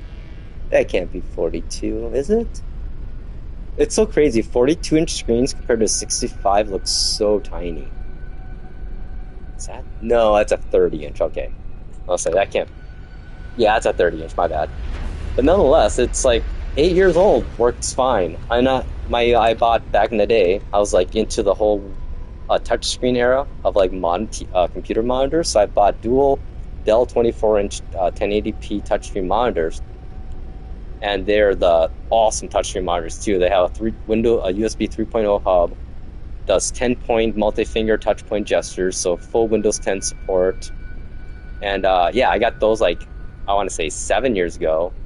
I gave my buddy and his girlfriend one of them because they use Windows 11 and love touchscreens. So I'm like, hey, I never used mine. Here, you can have this. I didn't want anything. They ended up buying me dinner. So I was like, perfect. And then I still have the other one now. It's on my video game, on my server / computer test bench I have, rolling cart, which is perfect, so I can hook it up to like anything I need to and mess around with it. So yeah, I run my little Lenovo M990 Gen 3 on that thing. And that thing has been rock solid. I use my little mini PC to process all my compressing of ISO files and everything, and I like it. Unfortunately, it's running Windows 11, but I have it set up with a very streamlined custom Windows setup, where I took out all the shit from it. And then I also run it I'm running like at least one version behind to what is out right now, and disabled all Windows updates temporarily and run them manually at times. Because what did I do for a living? Oh, I ran the company's WUSI server, Windows System Update Server. So yeah, I know how to do all that. Unfortunately, I know group policy better than people should know that shit. I think what the fun thing is, like, all the stuff I've learned in my technology world it's all self. I never went to school for any of this. And I think that's what gave me an advantage in corporate world, is that everything I knew how to, like, if you give me a piece of software, I can learn and master it within a week. Which is so disappointing to me that, oh man, when I use software, I find so many bugs. I'm like, how did you not see this bug? If you used your software, you would have saw this bug within 2 minutes. And that's what I hate about this whole era of vibe of AI coding. Hopefully that's gone now, that trend. That's why we're seeing all these issues with everything these days right now. It's because of vibe coding AI shit. Because it's not tested. No one tests it. They assume that's, I don't know why. Like, okay, for example, another real world example of the shitification of the world with AI shit. Venmo. I have a little consulting company I have that does computer work on the side to make some money.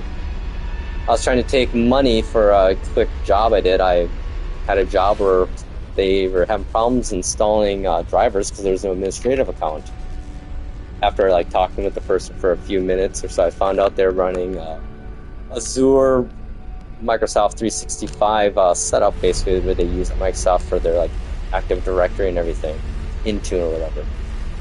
So I had to go online and connect with them with TeamViewer or whatever, and set up a administrative account on their tenant backend web portal and all that good stuff, and blah blah. Got them all going, good to go. So they're going to pay me. I was going to try to use Venmo Business for that, and set up my Venmo Business, tax ID, all that shit, paperwork. Good to go. So I go into the app, Windows. I go to the website. Can't use business profiles on the website because I guess adding a fucking drop down to the GUI is impossible. I don't know. Okay, whatever. load up my iPhone app and my iPad app of Venmo and go in there. Go to, like, okay, how do I request money? Oh, there's no button. Okay, so I go into the spot where you would supposedly you're supposed to have a request money button. All I have is pay. All I have is pay. Okay, fair enough. Go online, try to do some research on what do I gotta do to get the pay button to show up. As always nowadays, everything I got was a bunch of bullshit from their AI agent. Their bot assistant that basically told me things I already knew. Like, no shit, I know that. I know what I'm doing. Your GUI is fucking horrible. It's horrible. So I go through the AI assistant to figure out how to get this to work. So I'm like, you should contact us. I'm like, okay, I'll contact you. Yeah. I found out after the fact that you just gotta say, get me a damn human in the chat eventually a few times, and it eventually will get you a human in chat. Otherwise, it'll tell you to call a number. Here's a funny thing. You call the phone number, it's just the fucking AI agent, except it's voice-based, and it doesn't get you anything you need. So, heads up. So yeah, so I don't use Venmo at all for business, because it's shit. I decided to use Cash App, actually, in case you're wondering. I used to use PayPal, but I got so sick of all the fees they have. Fuck them, and what they're doing with Honey. Yeah, fuck them. So there you go, there's my boring story of why I hate Venmo for business, or anything. Yeah, for business mainly. So they just suck. Every company nowadays, you cannot talk to a person unless you literally get so pissed off you start swearing in their chat. So if you want to get to a person, just start cussing and asking for a human in chat. And I don't know how companies think they're saving money. They're not. If anything, what companies are doing now that go pure on AI, chat assistants, or support, they're basically losing customers forever. Like, I got so frustrated with a few companies recently that I just am like, I'm done. I don't give a fuck what you do. I'm done. Just, yeah. Every streaming service out there, I'm done. Nope. Hi-ho. I'll sail those seas all day. And I will promote it. Because, yeah, you suck.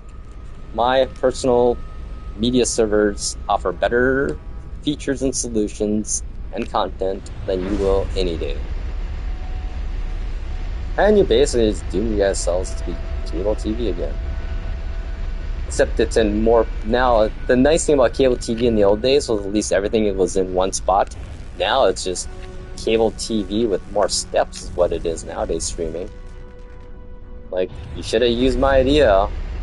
You did for a bit there, just have put together a company, a foundation organization that has basically a platform that y'all use, a singular platform, and then just sell subscriptions from it, you know. That way you have a unified experience across every network, every movie, every studio. People can then see what's available there. I don't get it, people. I guess you don't want to make more money. You'd rather have all of us go pirate everything, which, good job. I mean, I used to pay for Netflix, DVD, and streaming back in the day. I paid for it all the way up till about 2017, I think it was. That's when everything started going downhill. The catalog started shrinking. Every fucking movie studio is like, oh, I can be my own streaming service.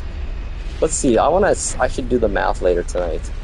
I'm gonna guesstimate that every major streaming studio, every major movie studio that's released their own streaming platform, not a single one has made a single profit off of them yet.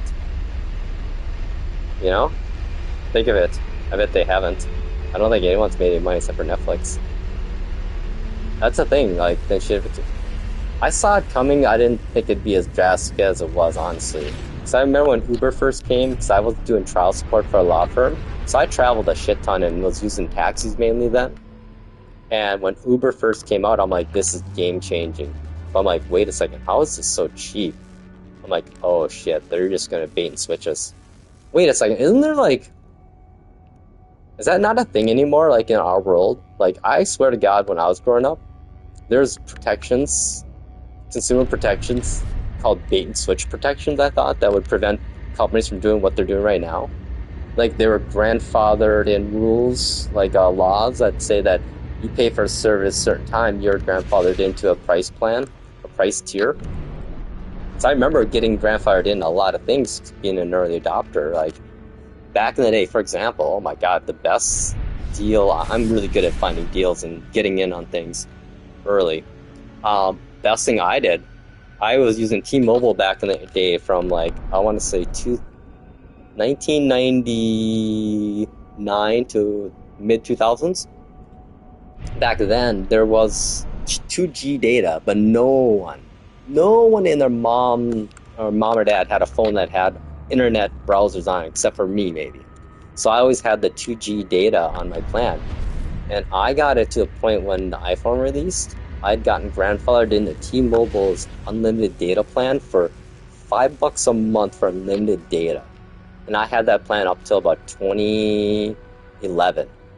I was paying $6 a month for like a decade on data. And those plans back then, it finally changed to like $35 for data and then 30, for voice.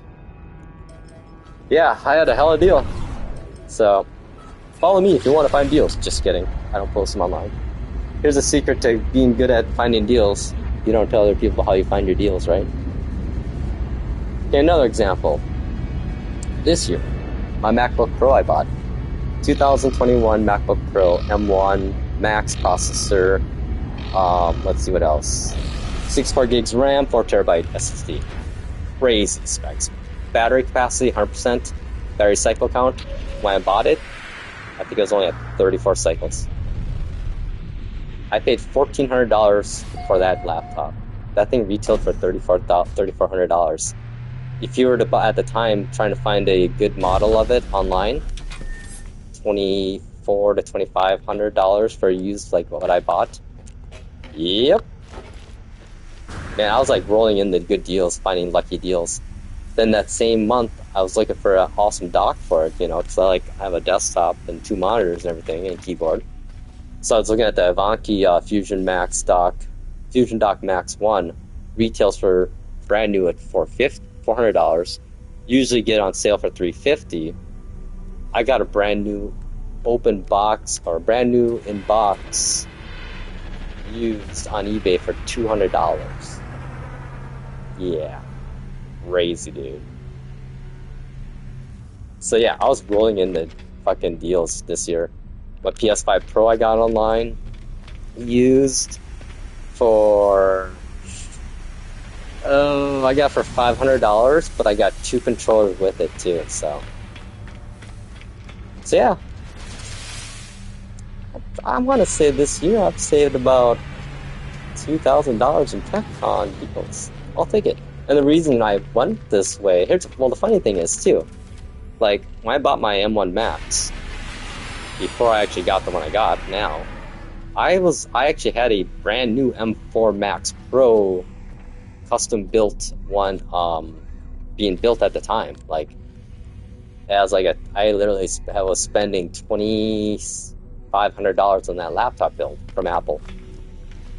But then I started it was going to take about a month to get here, to build and get here. So I'm like, oh, okay, I better do more research. Started doing research on like the M1 Max or M4 Max, M4 chips and just the M chips overall. And since I never had this is my first Apple Silicon chip. Prior to that, I was pure Intel ones. Yeah, I did more and more research, finally realizing that I did not need an M4.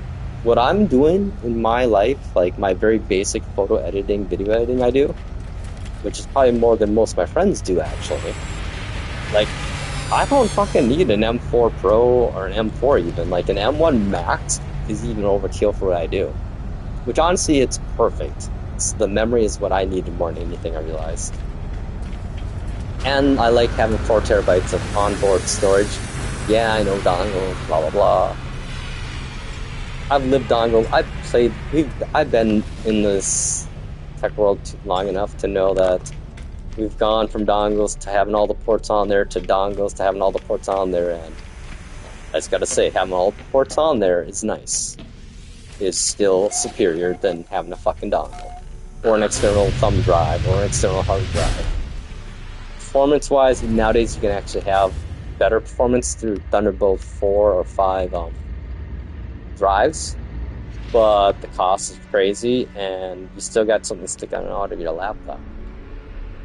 And I really love this Corvette of mine. Like this, I had fun building this one. This is my little Sentinel one. I feel like it needs to be more maneuverable though. But yeah, no, if you're gonna buy, okay, here's my tech dude, old tech guy piece of advice right now for anyone out there. If you're looking to buy anything technologically, like anything like a computer, a tablet, a laptop, a console, buy that shit now or yesterday. Like, the quality of technology components going forward is not, we've hit peak tech, I think. Like, quality, rate of advancements, everything. Actually, peak tech was early 2000s, the 2010s. But right now, things aren't going to get better, honestly. Chip shortages coming up soon. Well, already AI data centers, resource hoarding, civil unrest. Shit's going to get ugly in some regards, of a little bit of everything. So if you have the money and are thinking about it, do it sooner than later. At least for you, all of us here in America. I hope I get my Retroid Pocket 6 in March. I don't think things will be too bad by then, but who knows by then. It's a long time. A lot of shit can happen, and I mean, hell, it's only been 2 weeks less than already since the Renee Good shit that's going on here in Minnesota, so yeah, there's my advice. And buy it with cash in hand, not credit. Don't use credit. Do not use Klarna, people. Do not ever do buy now, pay later. If you're gonna do anything, just put it on a goddamn credit card. If you're gonna do any credit thing, use credit cards. They're horrible, but not as horrible as Klarna or any of those. And do not ever get into online sports betting. Do not ever do that. I'll save you some money. I'll give you one of my crypto wallets and my Cash App ID. You just take whatever you're gonna spend online, send half of that to me, and I just saved you half your money you would have lost. And maybe even at the end, I'll give you it all back. Like, that's why I hear people going to casinos. I'm like, hey, I'll save you the trip. How about you give me 20% of half of what you're gonna spend there, and you came out good ahead. I'm so glad, like, the first time I went gambling, I lost. I didn't win anything at all, and I don't know, to me, gambling's boring as fuck. At least the traditional sense of gambling. You know, gambling is everywhere in our society anymore, so. Like loot box, hell, I mean, even in here, you know, my blueprints. No, thanks. I'm glad I met you too, Ren, man. You're always fun to have someone to chat with. I don't feel like a crazy lunatic then. As much, so I mean. I don't know, I just realized that there's a lot of crazy, stupid people and shit going on, and I just want to throw a little bit of reason, or what I want to think is reason, into the mix of the internet. And, you know, the whole dead internet theory. I'm not. I'm going to disprove you. I'm going to be at least the 1% that's alive. Bots can't impersonate me. I hope not. I'm a little too fucking weird. That's a good thing about being a crazy, weird dude, is that it's hard to replicate you. You know? And we're not there. Like, I really don't fear AGI at all anymore. I think AI just made a couple big, really crazy good leaps in the last 3 years, but now we hit the next wall again. And this wall is a 10-year wall or more. And a wall that we may never get over, and maybe we should never get over. Ooh, which one should I give them? We'll do the final. So I think this AI bubble is It's like the cloud data bubble was for enterprise 5 years ago, and people now are finding after their contracts are up for the, like I called it, initial contracts that they got good deals on storage price, cloud storage pricing. Those deals are now up, and they're seeing the total cost of what it is, and it's more expensive to have storage, cloud storage, than it is to have on-prem storage that you make your own cloud out. Hell, I think it's even cheaper probably to run two on-site storage and a secondary co-location rented storage data center and two WANs than it would be to do cloud storage at times. Oh, by the way, this is how you get the Atlas words. As you can see, I have them all because I'm a freak and I do everything in this game. But I still like to walk around and pop up.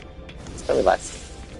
And these Atlas stations are unbelievable in VR. Like, mind-blowingly crazy cool. Like, kind of scary in a way, some of them, the vibes they give off. Then again, I'm kind of a coward, so. Like, oh my god, I got scared as hell, like, just swimming a little bit in No Man's Sky in VR. Which is so sad in a way that I have PSVR 2 just looking at me at the case I bought for it.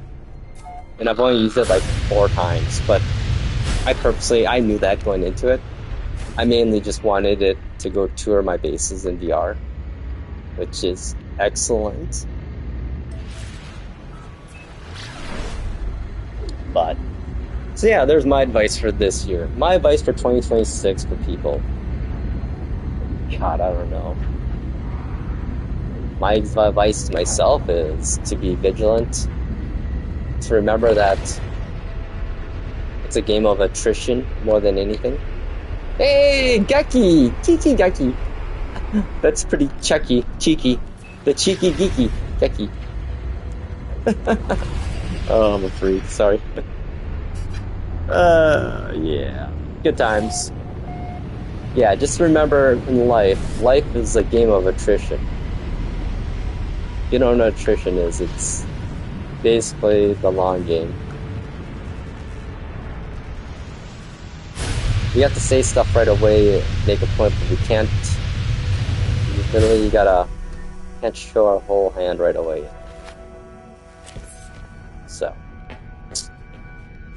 I don't know, find good people and stay close to them. The best thing in life you can do is surround yourself with good people in life. That's my opinion. But then again, too, you know, life isn't all just rainbows and unicorns, right? As I say. It's actually the worst parts of life that sometimes create the most amazing things in life, too, you know. Or help you find maybe the most interesting thing about yourself out, or other people even. As Ted Lasso said, be curious. That's the best thing in life. The best trait you can have as a human is to have curiosity and compassion. Those two things I think are the most important things. And I think the third most important thing is be you. Like, don't be afraid to be who you are. You know what? My weirdness and weird shit I do, I own it, man. Like, that's the best thing I learned as a young person in high school was I knew as a adopted Korean Asian in white small town Minnesota, Farmerville, I was different. And I finally, in my mid high school years, owned it. I'm like, and it made me so much happier with who I was and comfortable with who I was and confident in who I was. And it just made me overall just a general, even more happier person and confident person. Like, and I transcended that belief system throughout life and my years. And like in IT, I was pretty young in my era going into IT at 21, having a full-time IT job at a company, a pretty big corporation. And I owned it, and I like didn't let it get me down ever. Like, some people are like, oh, I feel like I'm being looked down upon. I'm like, you know what? I just let my actions speak louder than my words, honestly. Like, I'm going to show you that, you know what? You may have 10 years experience on me, but I'm curious as hell. And I have my thirst for knowledge is unlike anyone you'll ever meet. To me, the currency of reality and the universe is knowledge and information. I think just the idea of quantum mechanics and the fundamentals of how quantum mechanics work and the paradoxes goes to prove to us that knowledge is the currency of the galaxy. Like, all it comes down to it. I mean, that's just like, to me, then that just says that we're in a simulation. The fact that, you know, the whole, like, was it a cloned particle when you know, like, do the slit slot experiment with it, or no, this, I always get the experiments paradoxes mixed up. Nonetheless, basically there's two identical particles, you send them through a camera, what exactly, to split them, but you don't look at the results. But once you look at the result of one of the particles, the other particle instantaneously becomes that result, which is crazy. Doesn't matter how far away the particle is, it'll always do it, which is fucking... That's like quantum communication there, obviously, how we use quantum, somehow manipulate that on-off type of thing. If we can survive that long. Like I've been saying, next 50 years define humanity forever. And what I mean by forever is that do we exist or not do we even exist or not? Like, do humans exist overall, not just... Because we're at that era of I think we're at that era of civilization, probably. Maybe this might be I feel like we're in a universal stepping stone of civilizations and life across the galaxy. Oh my god, dude, I remember that. I went down that. I farmed the hell out of those living ships, man. Hang on, let's see. I don't know, I think I still got one of my living ships, my dudes. Let's see. Or do you remember when they added organic frigates? That was crazy, dude. That was actually really awesome. They made space whales a real thing. Like, how cool is that, right? Oh wait, I think they're all on expedition. Oh man, I thought they'd be back by now. Oh, they must have changed how timing works on expeditions now. Interesting. It must be in-game... Oh, never mind, hang on. Oh, there it is. Yeah, there it is. Yeah, organic ships are fun, man. I mean, they're fun, but I never use them. I hate to admit it. Oh my god, yes. Oh, 2020. Yeah, that was good times, man. There's been a lot of crazy stuff in this game. I love, like... I can't believe how long... It took me like 2-3 years before I realized I should just take this every time. Like, I have not used my stairs to my freighter in so long. Hang on. What was I doing? I was gonna look at my ships here quick. I just can't believe we have this. This is so nice. Such a quality of life update here. Like, cannot beat this. Can't archive our Corvette, that's okay. I have so many ships, but I still have my original Explorer that I used to get myself to the original Galactic Hub space. Oh yeah, the Dumino. This guy. Yeah, I wanted to get... I farmed for a pure white one and I think pink, below. Let's see.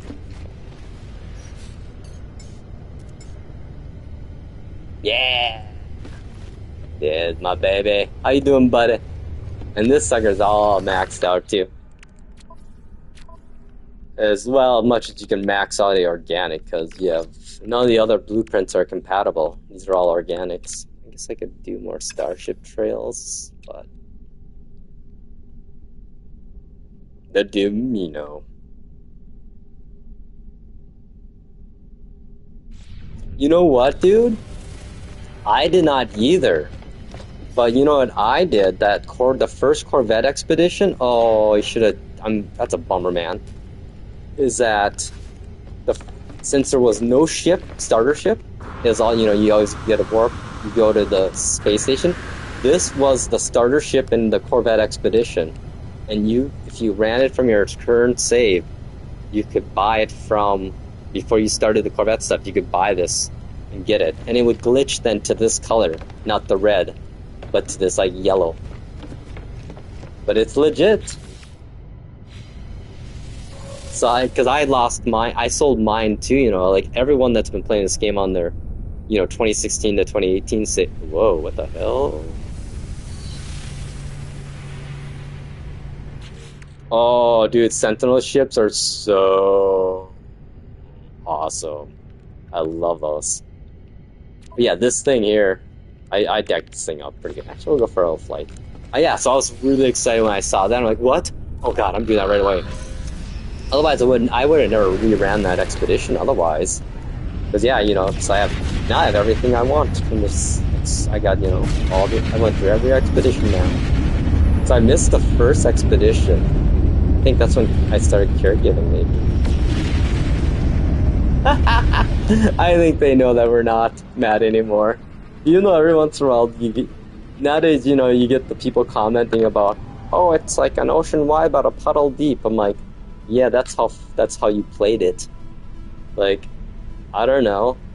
It's as deep of a game as you want it to be, and it is very deep if you want it to be deep. On the surface, if you're just starting the game, there's so much shit going on that you can't ever really go deep into it because it's just so much going on. Like, it takes literally, I think, 100 hours to really get a grasp of this game, and you'll still have fun doing it too. But that's my biased opinion, obviously, as a guy that's been streaming, playing for 2.5 hours now.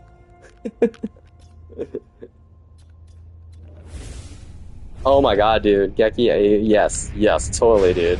It's the best comeback story ever. It is the comeback story. Like, Final Fantasy XI Online used to be the comeback story, but let's be honest, this Final Fantasy XI had the benefit of the fact that it was backed by AAA developers. This isn't. This is a small, quite literally, 16 to 32 person studio at the time making a game like this. And yet, here we are, 2026. Where is a similar type of game that's not Starfield or Star Citizen? Yeah, the DLC release sizes are basically the size of sequels were back in the day, They'd be a sequel to any like EA kind of company. Oh god, yeah, biggest map, I love that. I was watching a video talking about biggest maps, I'm like, I don't think it's any question, but No Man's Sky is quite literally, there's no game in history that's a bigger map than that. That's actually explorable, I mean, yes, it's galaxies, solar systems within galaxies, but the fact that you can't travel between the space, but the fact that the space you could travel within each of those solar systems, and how many there are, yeah. Ooh, is this the filter in the system that makes my tail green? Okay, let's go. I think I can warp. I'm just gonna go pick us somewhere to go. That's kind of like yeah, like I can go every place here. I can go to. Like, and the way they built these galaxy, it's true to nature of how galaxies are actually developed, how they ebb and flow in regions, and the way the regions are connected too is more of like a flow like this kind of thing, based upon gravity and dark energy or whatever, how galaxies work. So yeah, kind of cool. Pretty amazing, actually. Like, technologically a feat, like a marvel, honestly. Like, I still personally believe that the future of No Man's Sky is to become a platform. Like, I've been saying it forever, and I'm surprised they haven't done it because they're not into monetizing, but it's a better platform than Roblox could be, and will be. Like, it's Ready Player One's Oasis, No Man's Sky to me, always has been. And seeing in VR, PSVR 2 even cements it even more. If Hello Games ever ventures to go that way.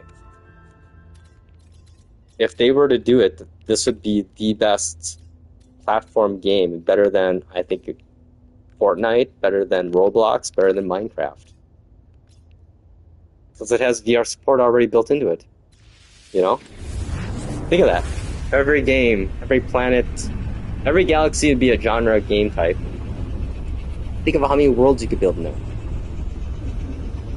Oh yeah, I think Sean he's doing his thing. It's a passion project for him at this point now. This is all passion. This is all a guy like you and I think, that just loves this kind of game. Yeah, I've heard, yeah, I wish they'd have at least text chat if we have a keyboard to our PlayStations, you know? Look at this thing. I'm gonna have to go here. It's like now, oh yeah, by the way, if you're wondering, this is a reflection of what the planet's gonna be like. So like that area there, we're going, it's gonna probably be like land masses with water. This area right here, so let's go here. Right here should be mainly water, probably with some smaller islands. Or just all water. Watch it prove me all wrong now. But they added this in the world's updates. There's the actual... Yep, look at that. Planets and the terrain reflected now. Right. But yeah, look at that. See that? How that's true to the planet outside. So let's go prove it again. This is what I like about this game too, is I like to test things in it. It's like a big science experiment to me at times. Okay, so we've proven that... Oh, hang on, let's go further away. And that, I haven't been to this planet ever either. Okay, so now, see that area there? That should be land-based, land and water. A lot of games will have like this, literally a skybox. Well, not sky planet. I just like a painting of the planet that doesn't reflect it, but look at this. Look at this! Yeah, that to me is a feat right there. That is huge. Like, the fact that, oh hey, look at that! It is just like what it looked like from space. That is crazy. That's all being done on the fly, you know, with the procedural generation engine. Like, I don't think people understand how this game really works. How amazing that is. I mean, it's a 13 gig game. That's fucking crazy. The updates are bigger than the game itself. Which it must go back and it must overwrite. I don't know how that works then. The Gek? Oh, the Gek are the Gek. They are evil little suckers. They mellowed out thankfully after the whole like the original one, Old Spawn. I mean, when we're thinking about it, in a political sense, the Gek are the Nazis. They were Germany now, and travelers are Americans, I guess. I don't know how you would classify. I guess that's ideologies. I guess ideological systems is communism. It's kind of what the Gek were. Authoritarianism. Korvax were more like, I would say, socialism. Oh, yeah, I would totally agree. Turtle humans. Yeah, totally. Turtle human. I wasn't sure what you meant in your question. My bad. It's fun though to fly the normal ships after flying your Corvettes. They're so agile. Like, yeah, you cannot do that. Oh no! I have nothing against Germany at all, man. You guys are awesome these days. It's us Americans I'm worried about, man. We are fucked. You guys are like, you're gonna be defending them. You're defenders of freedom these days more than anyone, honestly. Plus, I took German. I went to Germany actually. I was in Germany and Austria for 10 days, I think it was, in high school. Yeah, Mercedes gave like every person that applied for a scholarship like $800 to go to Germany. So I literally paid $300 in 1990s to do that. And the best part about my trip to Germany in high school is that our German teacher, it was his last German trip ever. He's going to bring kids with to Germany. So there's literally 2 chaperones for 40 kids going to Germany. So basically, we had free roam. Everywhere we went in Germany, he basically him and the other chaperone would get wasted. And they're basically like, okay guys, if you go out, make sure you have 2 or more group. and be back before so and so time or have dinner. So that's like crazy. But no, Germany.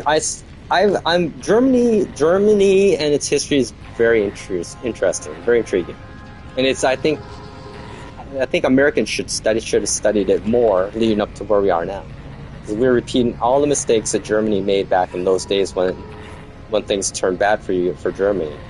And that's the biggest thing I have right now. So I'm like, guys, we know what's going to happen if we keep down this path. We don't want to go down this path. We need to be self-aware, but we aren't. We're in our bubbles. My biggest problem, though, is the hypocrisy of various groups of this stuff in America here. My biggest shit I have problems with is any Christian out there, any religious person out there. I'm not talking about funny mustache, man. No, we're not gonna go down the road. We already have that guy. He's got dementia, though. Hopefully, dementia's gonna get him sooner.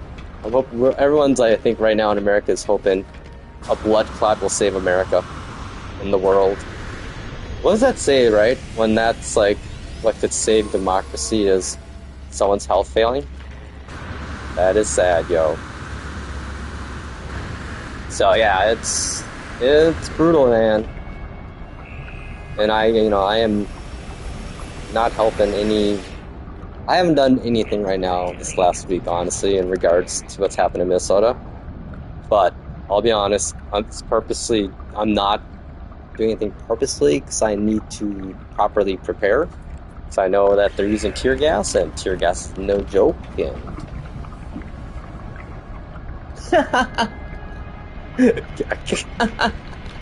No, they're not bad. You guys make fucking awesome vehicles. You're standing up to like fascism these days, man. You guys are all doing all the right things. Us Americans, man, we have lost the plot, yo. It's America. Yeah, actually, I'm actually waiting to get a big American flag to bring with me to my to protest. Oh, dude, look at this. This is pretty cool. Yeah, exactly. I hear ya. But that's the problem I have with us humans. Like, why are we so fucking stupid? Like, why can't we learn from, like, I don't know, thousands of years of stupid things we do that never work out, you know?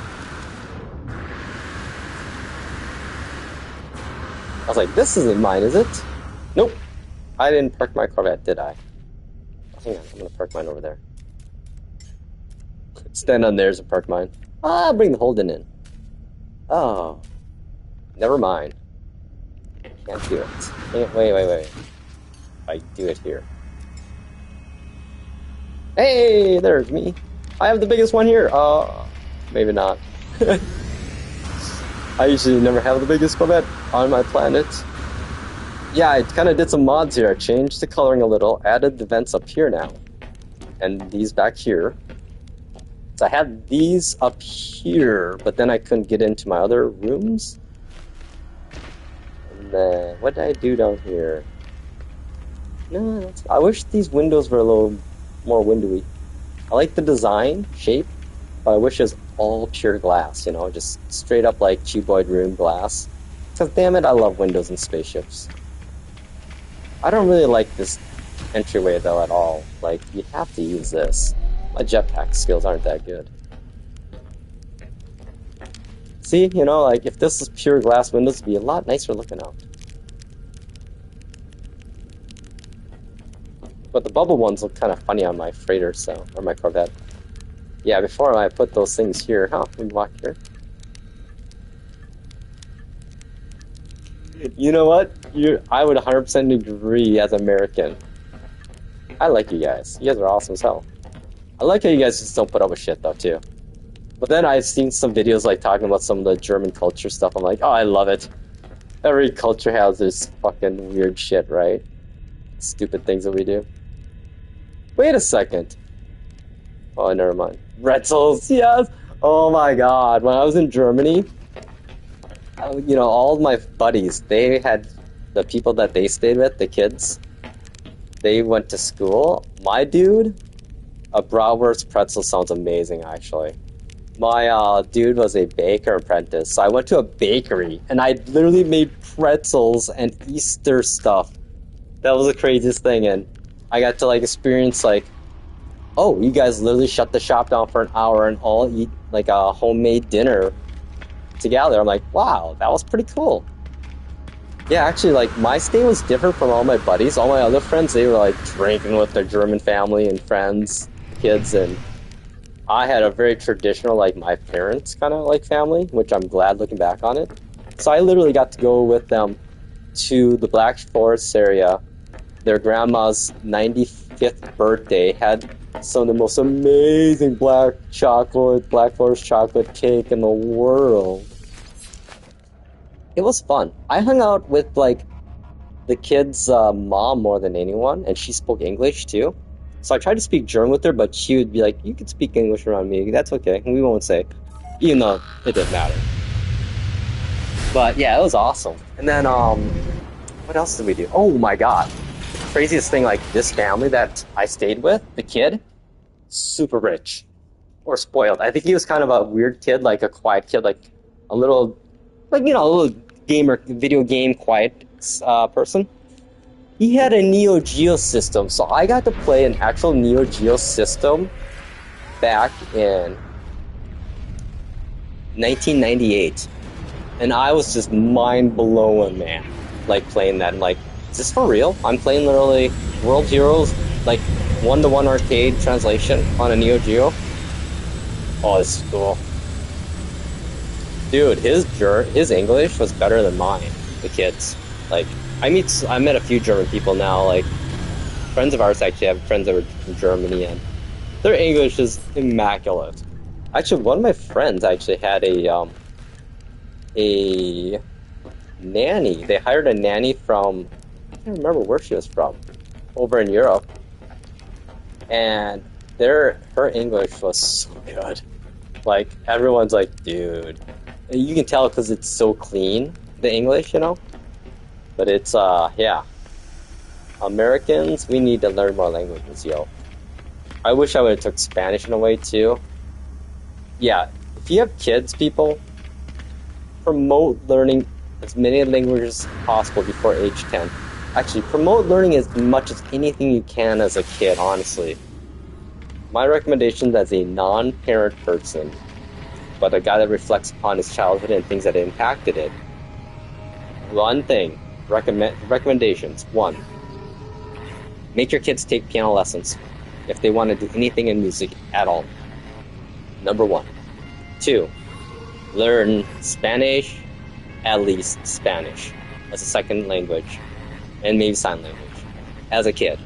Because kids' brains are sponges, especially for dialect and communication and oral skills, so. I could totally see that, dude. I could totally see. I've heard people say that they've learned English by watching video game playthroughs and tutorials and how-tos, and they're like, "I'm sorry, my English isn't so good. I've learned it watching YouTube videos," and that's awesome. The funniest thing, I watched foreign people's videos that they apologize for the English. I'm just thinking to myself, like, dude, your English is so much better than mine. Yeah, horrible at it. Should we go visit one of the featured ones? Ray Reynolds, there he is. He's always in one of these. I'll never get mine. I don't have anyways. Dude, that's awesome, Gapey. That's kind of like, people saying, they watch, Price is Right in various game shows, TVs, sitcoms to learn English. So that's why this whole thing with America and ICE is so fucking sad. Like, I don't think Americans, people that support ICE and what's going on, they are the ones that we should be going after. Because they are not real. They don't remember what America's founded on. Fucking this country is founded on literally being immigrants. Like, their great-great-grandparents were immigrants. So, by theory, they are naturalized in a sense. Just by, I guess time is the only thing they have going for them, between them and me. Oh gosh, yeah, I would 100% agree, dude. Like, I remember going to Germany. I mean, just I think mentalities too, like, and structures of society. Mm. I've heard about the AFD. Yes, yes, yes. Hey, Tiger, are you coming in hot? Sorry. How you doing, buddy? Hope you're doing well. God, I hope Matt's foot's okay. I heard he broke his ankle or foot or something. It just sucks, man. At least it's winter and not summertime doing that. Oh, here we go. We're gonna go. I've been here. My I don't think I've been here yet. This is I can't remember what this galaxy is. This is the nasty galaxy or not, or if it's the paradise one. Yeah, every galaxy kind of has a thing. Ah, hell yeah, hell yeah. I'm a liberal myself, so I hear you, my friend. That's the funniest thing. The thing that baffles me these days in the world is like, why the right-wing conservatives think that calling me a liberal is an insult. Like, what? Do you think it's okay? Wait, you're saying that? Wait. What? So me sticking up for the rights of others and equality and freedoms for others is a bad thing. Wait a second. Are you? Wait a second. Yeah. Oh, this is a fun one. I just like the location. I put this base here as it's an early development real estate area. We're the first house in the development, right by the manufacturing center, so you're right close to work and close to the shopping mall. And look at the trees here. Oh wait, I built a tree farm or base here I did back in the day. Oh wow, this planet looks way better than it was last time I was here, which was like last year. Look at this though. This is like the things I love. Like, God, that's so imposing. Seeing this in VR, it's so big. Like, the sense of scale is so big. Look at that planet over there. Oh yeah. Yep, that makes sense why I built this. Hang on, I think I built a teleporter even to make it easier. Look at this. We even got fast travel to the base. Ah, that was nice of me to do. Built my little couch sit. Unfortunately, it's a...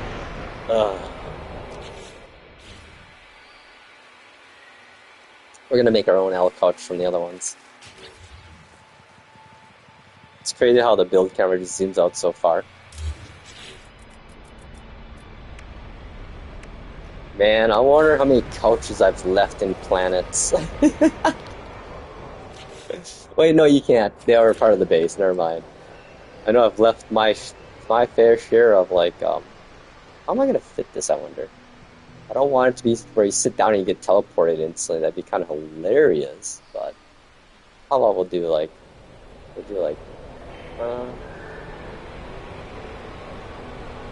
yeah, like this. This is why I wish you'd tell me how many hours I've spent lining up furniture. I'd bet it's probably in the hundreds of hours. Well, maybe not. 50 hours at least. Okay, and per usual, we gotta test them, make sure we don't... Oh yeah. Look at that, no glitchy. It's funny, like, there must be some invisible barrier in the back of those that make it glitchy. Oh yeah, that's nice. Oh yeah, this is the one that has the ball creature with the eye inside, bleeding eye. Yeah, look at this plant. Hey dude. Oh no, this is not the bleeding one. Oh dude, this is a translucent one. Rainbow. Nice. Come back here. Come back here. Hang on, you know what? I should take some of my pets out for a... Oh my god. Mr. Blob, you're such a freak.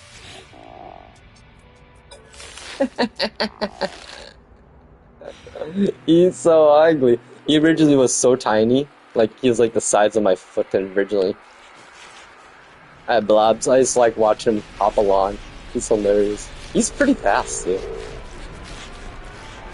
Does he make a pretty splungy noise? He does. Oh yeah, that's right, these guys here. I'll scan stuff later. Yeah.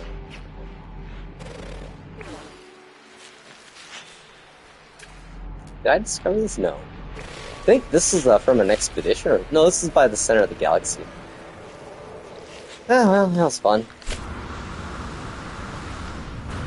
Yeah, look at that. That's just crazy how these two spawn so close. Actually, there's 3 things here. One of these, and one of those, and one. Wow. Pretty hopping, yo. Well, that was fun. Here, if I upload changes.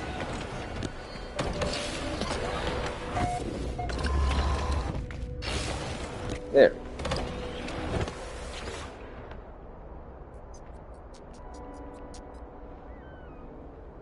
Let me get a better picture of this thing.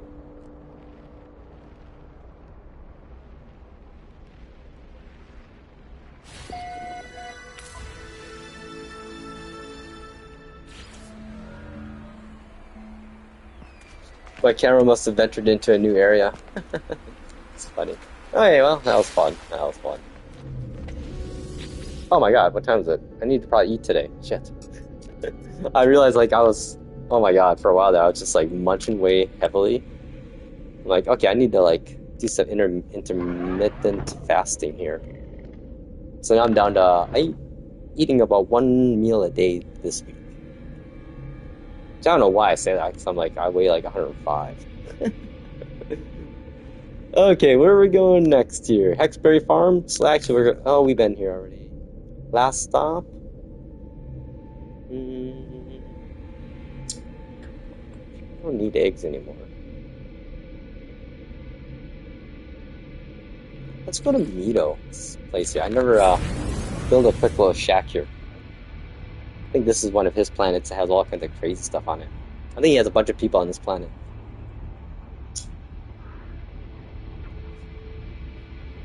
Oh, nice. Dude, man, I tell you and I, man. Brothers from another mother.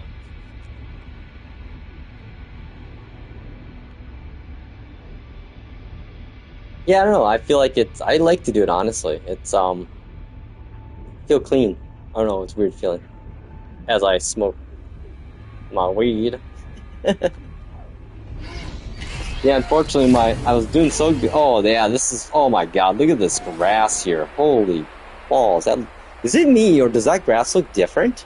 Like, it almost looks like cell shaded. I gotta get a picture of this. Something is different.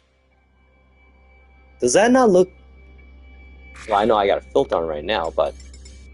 Dudes, I don't know. Something looks different about the generation of the... This looks different, guys.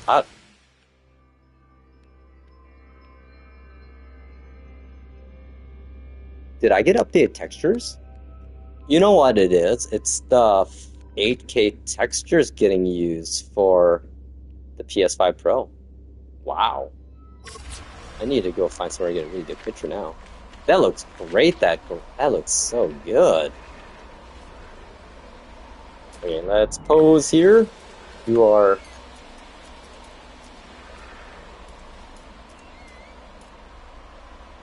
distant gaze.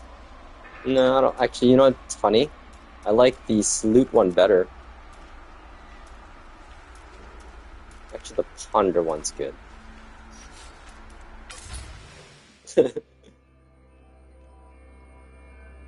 Like, yeah, look at that. That's different. Okay. Wow. How about night? Dude, I don't know. Things look different. I don't know, maybe it's my game and something. But this looks phenomenal. Yeah, that's... I just noticed it. Higher textures. I don't know, things look really good in this, like...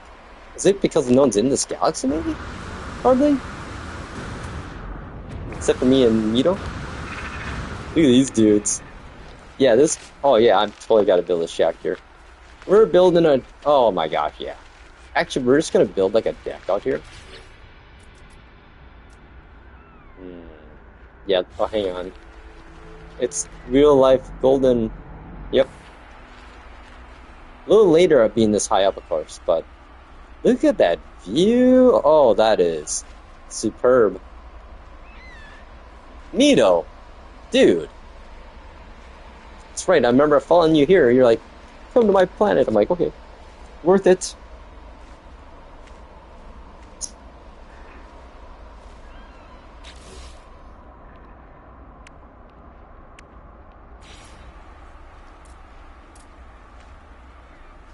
Okay, sun.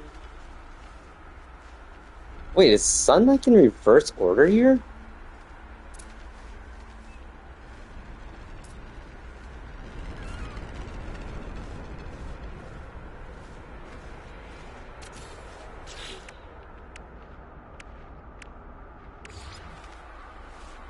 Oh, look at that, no glass. Huh, fix that. Call in my 171 glass now.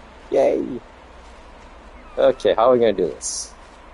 I'm just gonna make a basic platform. I want to do clear because I want to see underneath it.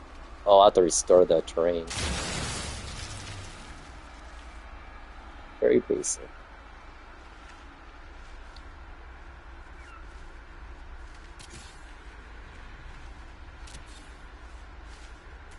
See, you know, I wish that this triangle was a real triangle. Oh, hell yeah, I'll build a gate base, a get base. Let's see here. Okay. This is just gorgeous here, so. Wow, I can't believe I haven't came back to this place after. I'm glad I did. We're just gonna do very basic.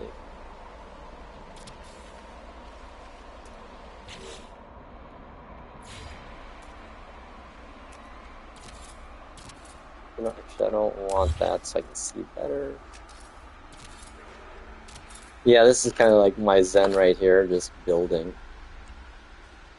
Something about building that's so relaxing.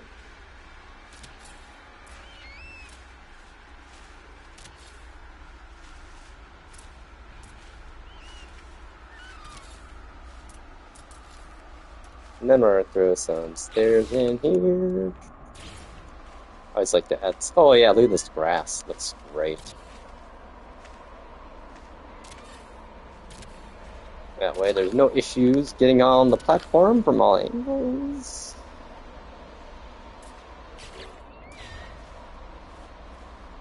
Oh, I can tell this is gonna be crooked, isn't it? Oh.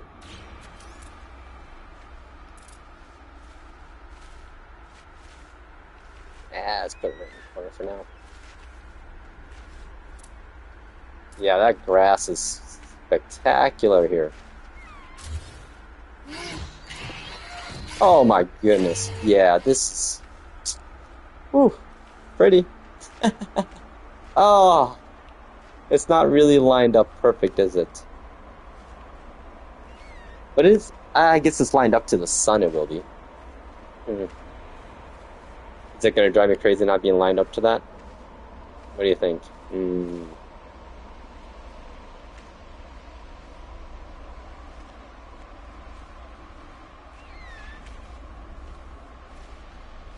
Man, you could I remember I built like a city on like an island like this a while back ago.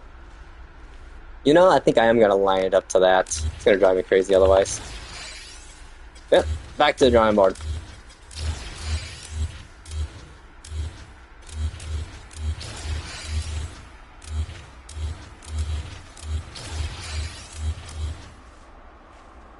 Sorry, computer. Okay. I want to stay away from those. Okay, hang on. Let's do this to our Reddit. I always like to restore the frame back.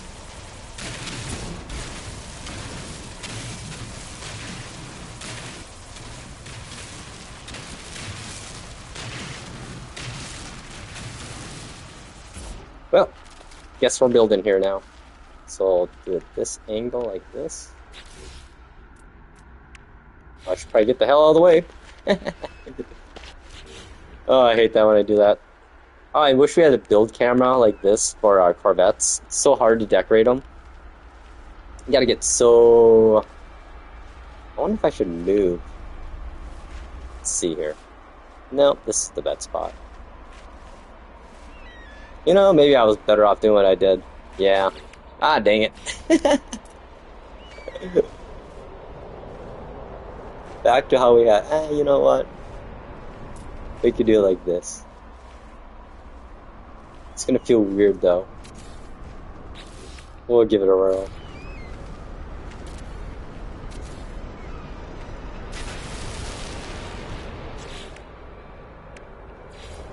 I'm just gonna do normal timber here.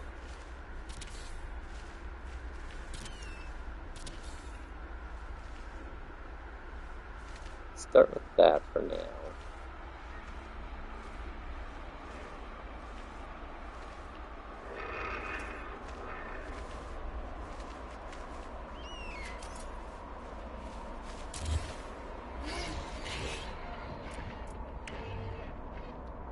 Look.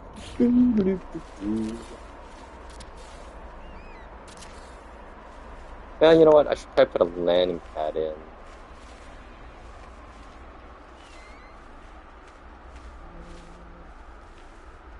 So we're gonna just box this side up. I don't want anyone falling off the edge here.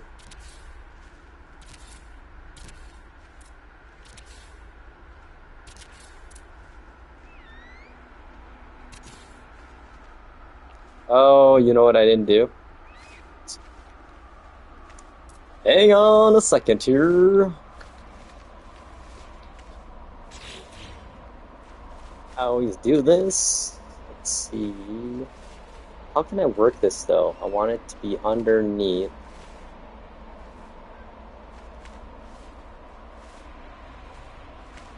Try to figure out a way how to do this. Basically what I want to do is I want to throw a cuboid room underneath the floor to put all my power in. But I want to hide it all. But I don't want to... Oh yeah, I got it, yeah. Okay. We got it. So, let's see, what we do is we'll do one of these. Alright, I'll get rid of this for now. We'll have to redo all this again. But for now... what we're gonna do is we're gonna put this like this, right here. Here's my secret to hiding my power.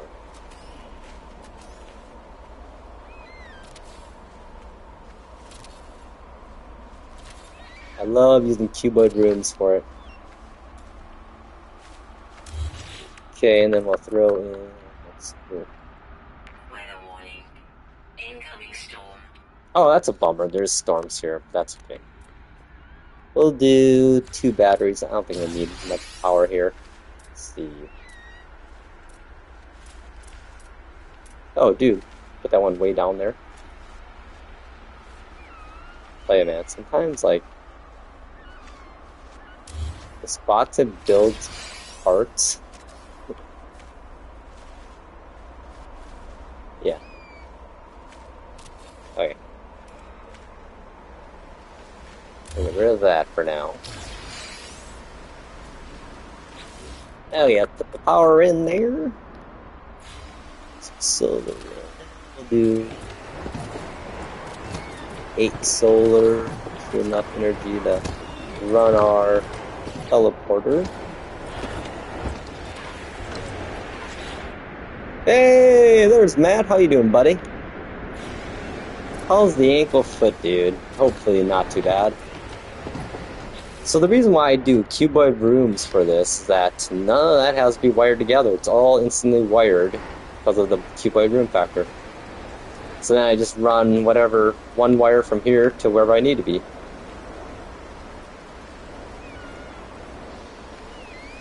Good. Glad to hear, my friend. Okay, so now what we're going to do here, we're going to freaky... Oh man, it's so hard to see building in storms, yo. Oh man, that sucks, man. Dude, you okay, hopefully? Cars, man. Those things are not light. Dude, that sucks. So yeah, now what we do is just put the wood back on top of it. Try to line it up, right? You know it won't matter because it'll be hidden from us. I'm glad to hear, man. That sucks, though. Holy crap, that's scary, dude.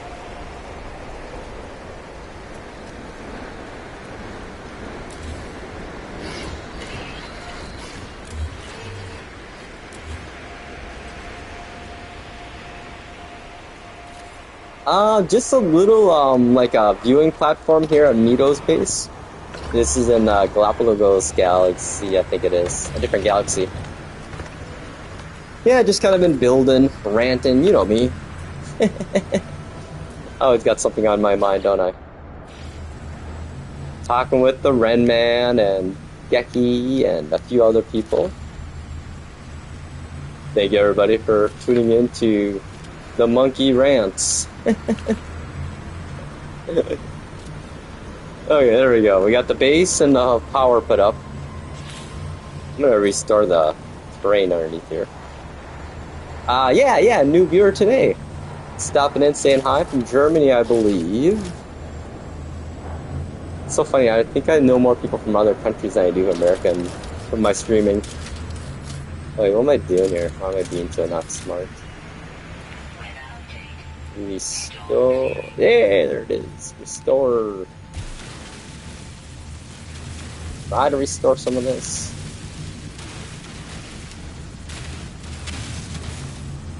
I kind of like that, look that you get from it. It's so hard at times, though, to... Oh, there we go. I just got it. Oh, jeez. Almost... Oh, no. Oh, boy. Oh, crap. I almost fell off the cliff, yo. Oh, hilarious. Yeah, I kind of wish, like, Ren and I were talking about this, too. When you were to, like, delete bases, give an option to, like, kind of leave, like, a ancient ruin of it. So that, you'd have, like, a little message that said that, hey, there's a base here, a player base. Especially for all of us, that have way too many bases. Okay, there we go. Bringing back the grass in this area. There we go. Pretty.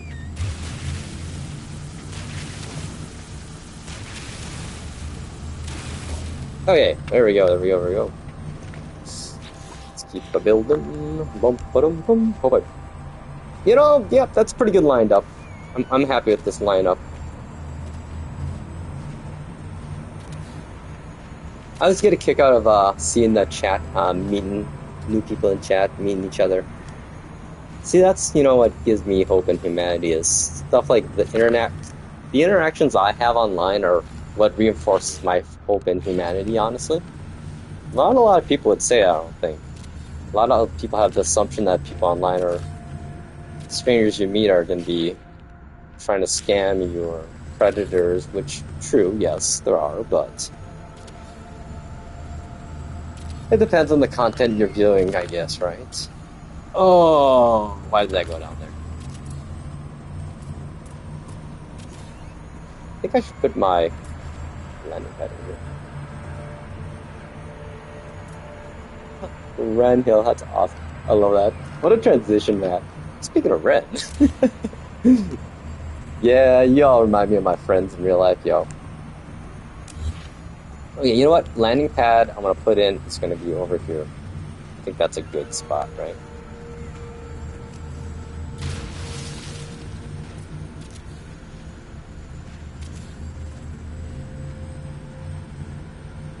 Oh, yeah, y'all. That would be so nice.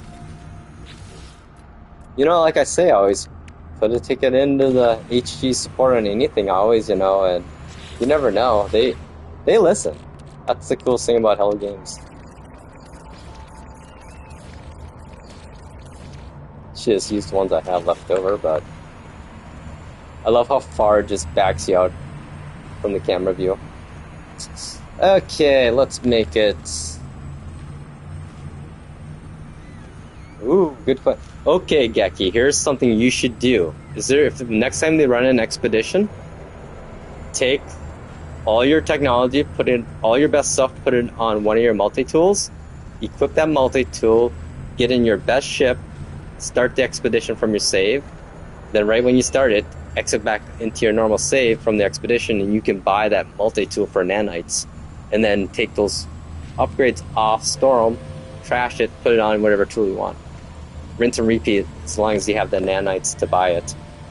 That's how I have all my multi-tools upgraded to be pretty awesomely overpowered. Yeah, there's a lot of quality of life stuff like that I do.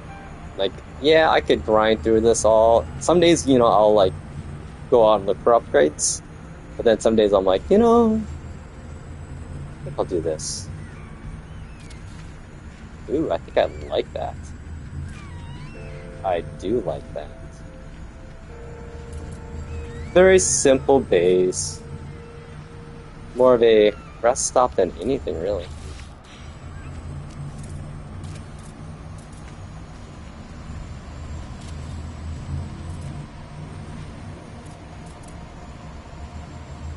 Oh, nice.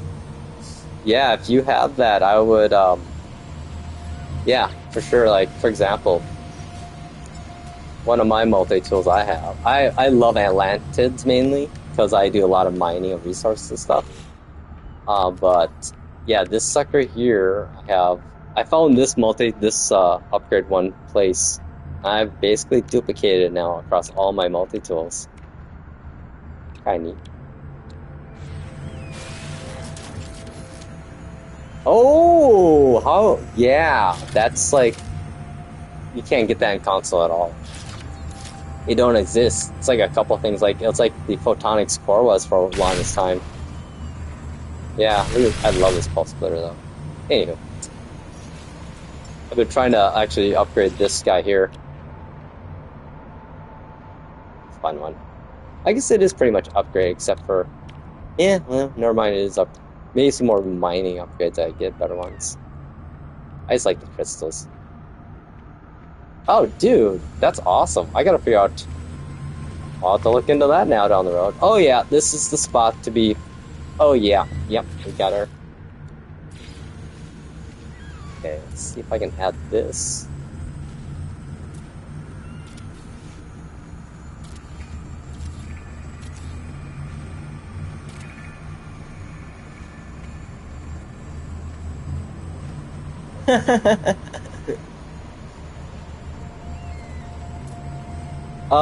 Yeah, what do you want me to do? That blueprint. Oh, you know what? I can't give my, like, these blueprints, when you, take them off, store them, you can't actually give them to people. I tried it a few times.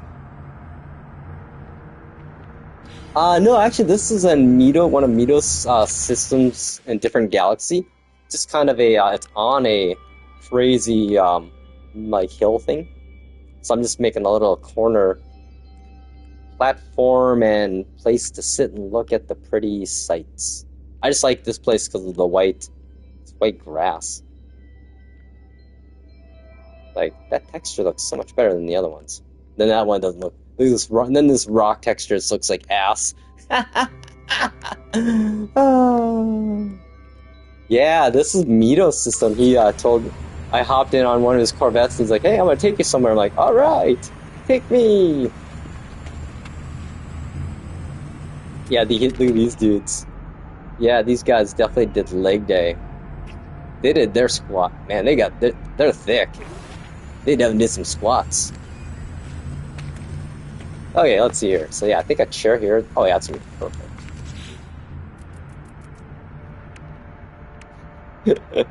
Guess what? I'm building my 7th couch of the day. Jeez. I have a lot of couches. Let's make this. Yes.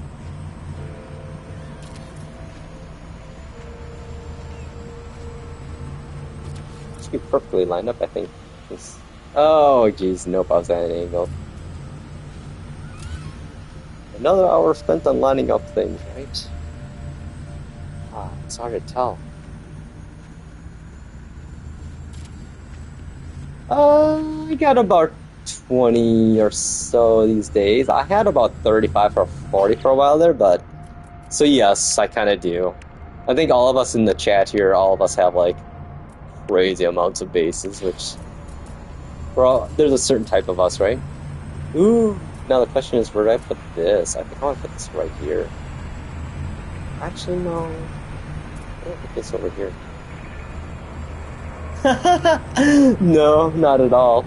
I was trying to put a base in every galaxy I ended up in. I was trying to do all the galaxies for a while there, and then I just got sick of doing that. I'm like, yeah, nah. So yeah, here you go. Here's my hidden power. Where's my power? Oh, like right here. I just love that. I saw someone else do that on a stream. I'm like, dude, I am stealing that idea and using that everywhere I go. Then, of course, I got to build the very centrals, we'll say. Oh, yeah. Yep, I have Calypso. I have all the major ones I know. And then a couple. I think I have like 6 total. Oh, Geki. I kind of want to go check out your base now. Yeah, if you ever want to add me on PS4 or 5, I'm CMonkey420 and I accept all the invites. Smartly or not. I almost want to put that there, but no. Actually, oh my god. Hang on, dude, look at this. This is like, there's ever been a spot, really, for this thing. Like, right here. Oh, hang on.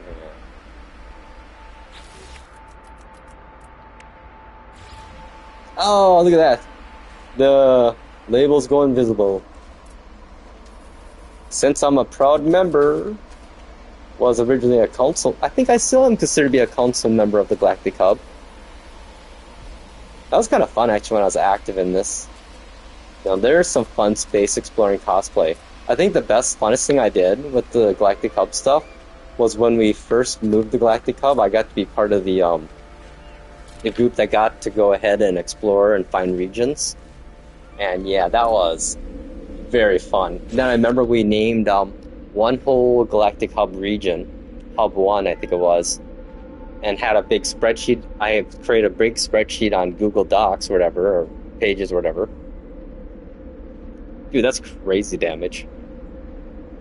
And yeah, that was so much fun. It literally felt like trying to organize a small civilization move. Like, it was in the moment that we were doing that, using Discord to do all that stuff, that I realized, like, the power of Discord if people were to leverage it properly.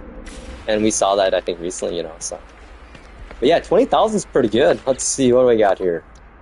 I'm only 2,000. Well, the thing is, here's the thing if you want to know. This damage potential number has nothing to do with the actual damage of the multi-tool. I've tested it at least. If I want to get this number high, all you do is you just build this one. Neutron cannon.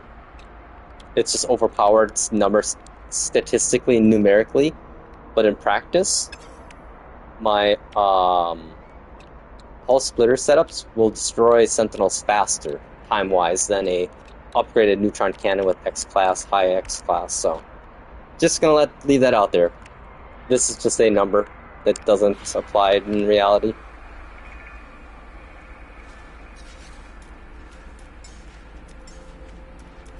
Dude, I am a big fan. I went through the whole staff era for a while there too with multi-tools, but I always come back to this thing because, hang on here, let's turn it at night here. Look at this thing. Oh, it's got Diplo artifact, the Diplo glyphs on it, man. And then it has the glowing atlas too that glows in. Yeah, I love this thing. And I was going for an outfit for a while that was white and gold, and I was using the exotic ships too. So I was like fully matched. And look at that! Look at the details. They even have a shot number. They don't need to have that there, but they do. Like, the model designs are... It's a passion project, man. I mean, look at that. Details. I mean, yeah, look at that even. So yeah, this is like... I found this in black, and then I kept looking on the planet, and I finally found the white one. I should have saved the glyphs, so it's such a cool one. What am I shooting? Huh.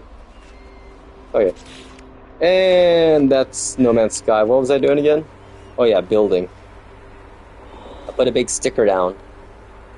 Then I'm gonna put my cool anomaly seal thing like right here. I wanna make it smaller.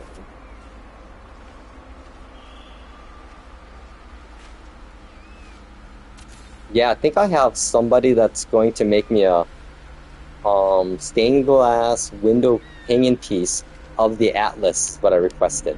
So I'm curious to see if I get that by spring or not. I'm such a No Man's Sky fanboy, you know.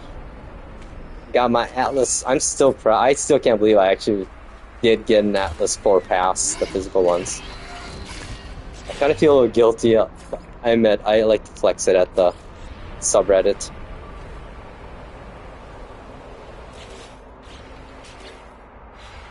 I don't know. I wish we had more control over the color. Like, there's no difference at all on the floor. It's like, see, did that change color at all to anyone? No.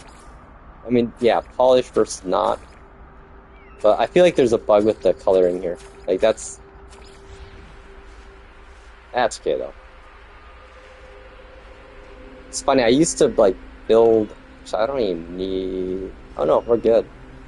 We're all anchored. Okay. Try to turn this.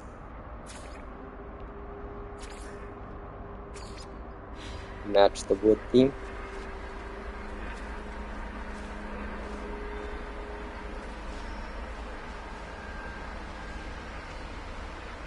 That's pretty basic. Everything you need. Teleporter, market, landing pad. Oh. And maybe a little area, welcome area here, we'll say.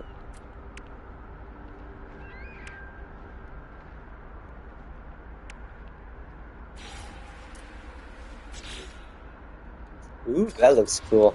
It's a cool looking table. It's always hard for me to like set up places that have like this so much.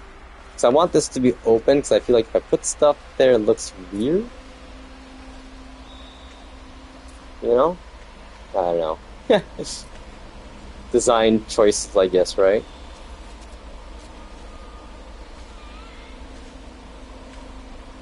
You know, I don't know if I'm feeling that. I'm feeling more of a workstation vibe.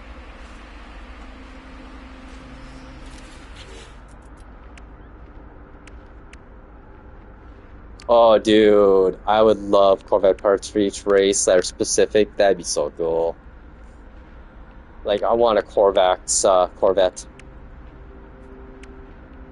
Okay, let's see. I've been using like it's kind of fun to use this sticker like a company logo almost.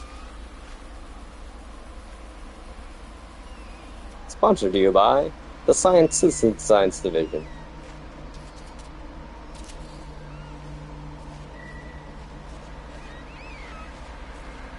There we go.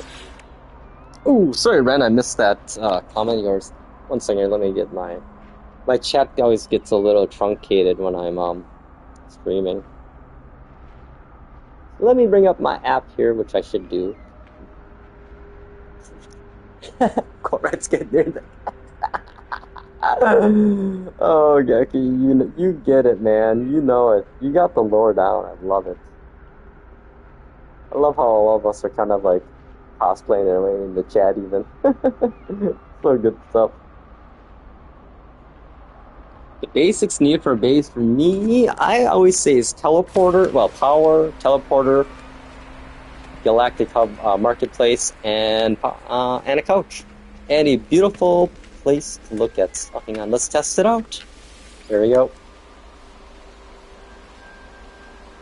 Oh yeah, this is like freaking money, yo.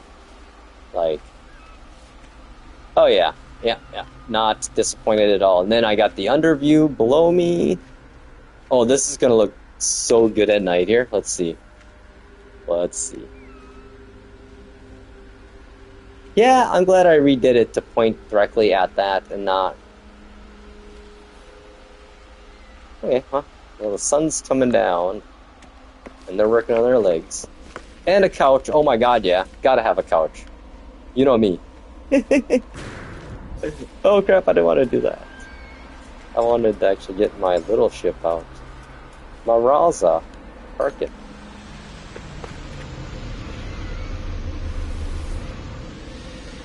I think that we shouldn't have to use navigation data when we have landing pads in our own bases. Come on, I built this out of my own units. Oh yeah, I better upload this now. My changes. That's crazy.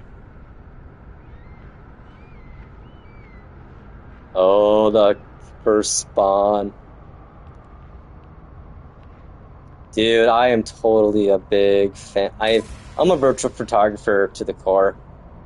I mean, I post my screenshots on DeviantArt, and I actually build like a little fictional narrative around each of the photos I put up there, like kind of like a captain's log kind of thing. I'm such a freak. So much fun though. I mean, it's so pretty, this game. I mean, I wish this actually did stabilize the local environment like it did in the expedition where we got these. Oh yeah, I'm gonna quick take a seat here and take out my nip myself here on real life side.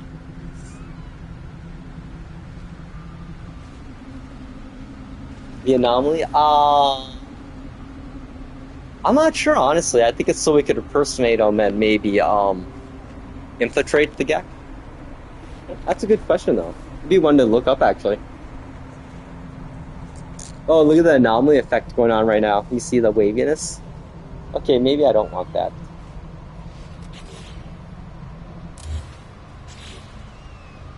Yeah, it's more chill.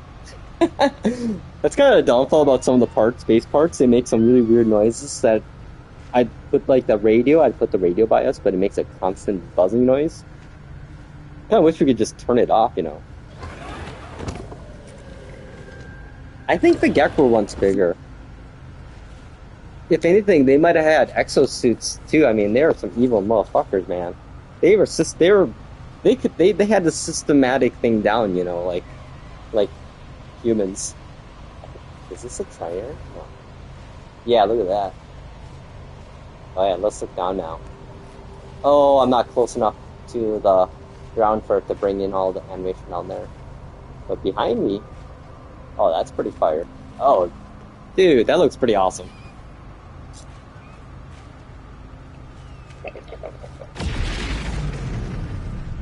Okay, we're gonna stop the farm too. Dang it. Might as well. I see all these dudes walking. Look at this. Oh my god, this grass is incredible. Seriously. Wow. Mito. Too bad Mito ain't here. I'd be like, Mito, I love your system, dude.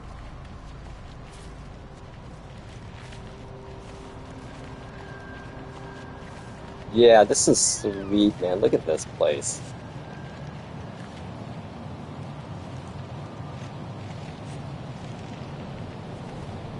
Yeah, as a kid that grew up playing Atari, Asteroids, this is the game that, oh my god. There's the reason why I've been playing this for 9 years. This is the game I have always wanted as a space geek. Like, I cannot thank Hello Games enough over and over again for making this game. Like, I feel like Sean and I think all of us in chat, all of us here share a lot in common, I think, with Sean and Hello Games and our childhoods, I think, you know, or maybe just how we grew up, or I don't know.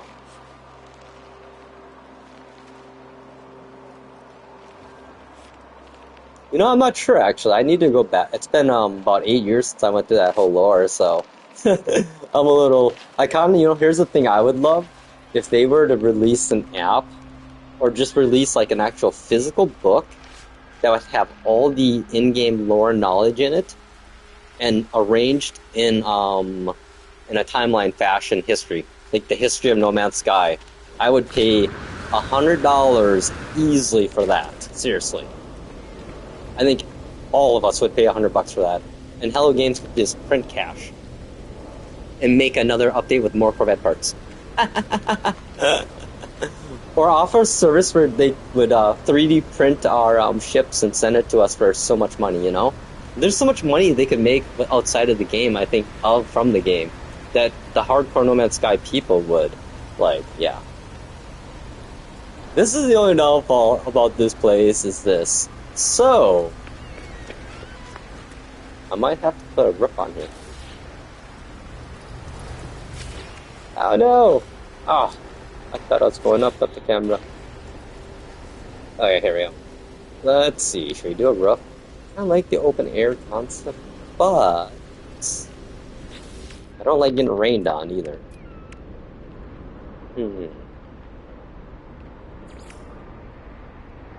These look the best because they have lights on them.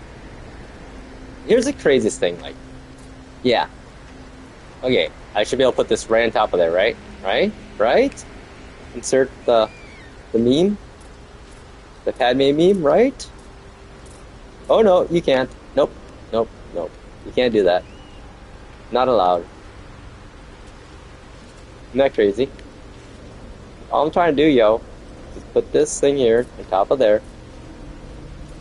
Okay, so instead, we get fancy. Or not. I don't want to do it like... Maybe this doesn't like me at all. There we go. Yeah.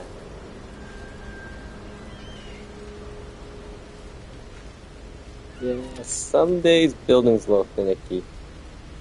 Question is, do I want to do it that way? Okay, I think I'm gonna do it. Maybe.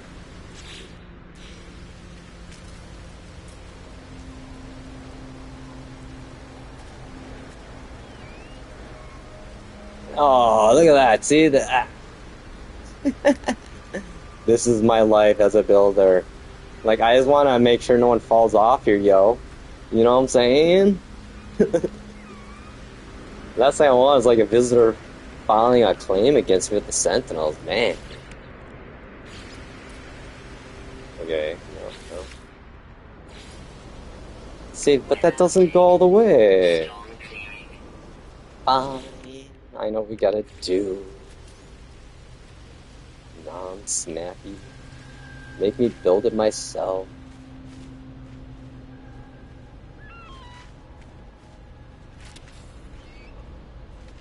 Yeah, actually turned out pretty good. Now, to duplicate the other side, symmetrically speaking, you build, you know what I'm talking about, right? You know, Ren knows what I'm talking about. Oh yeah. I bet Geki does too, and Matt. Okay. I think I did a pretty damn good job. Oh man, I did actually. I kind of nailed that one. Wow! Look at me, pat myself on the back. Okay, now, continue on our project here. Oh jeez, I feel like I didn't do this the right order. I always like to use these ones. These look pretty fun.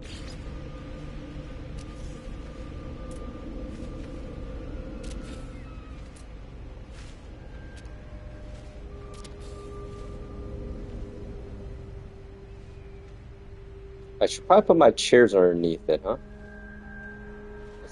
I do. I could tell by how you build stuff, and you know. We all know, man. We're all, I'd say, higher level builders, I would call us all. I'm not like high level, maybe a little bit, but not like some people out there. I feel like I made this design before, though, you know. I don't like to duplicate designs.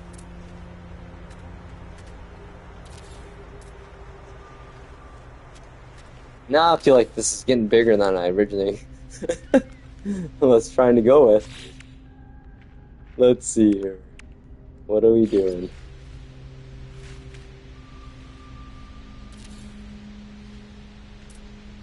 Hmm. Oh, I just had a brilliant idea.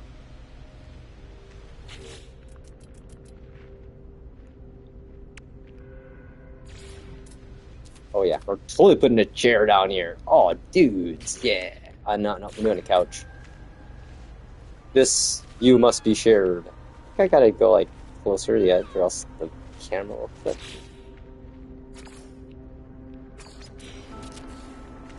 Oh, look at that spot. That's me. Great spot. Now you just gotta get there though, huh? Could take this piece out. You know what? We'll just figure it out. Okay, let's test the chair, the view. If it's in. Uh, See, I like the open air, you know? But.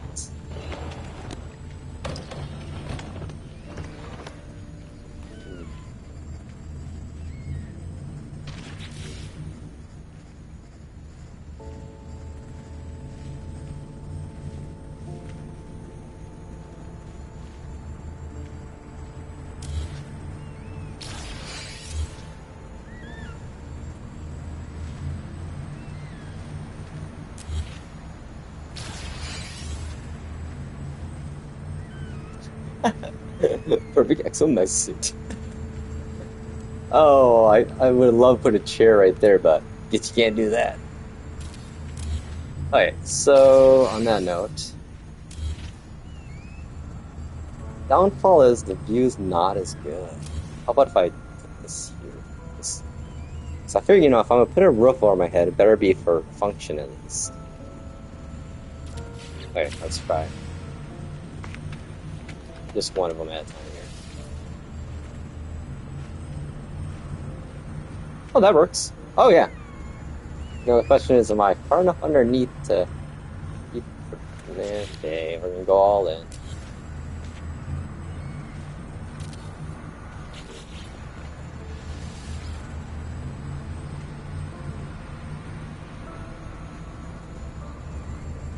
Okay, I can dig that. Yeah, that's good. That's nice. That's nice. Get some lights too, you know, so. Okay, tested that. So.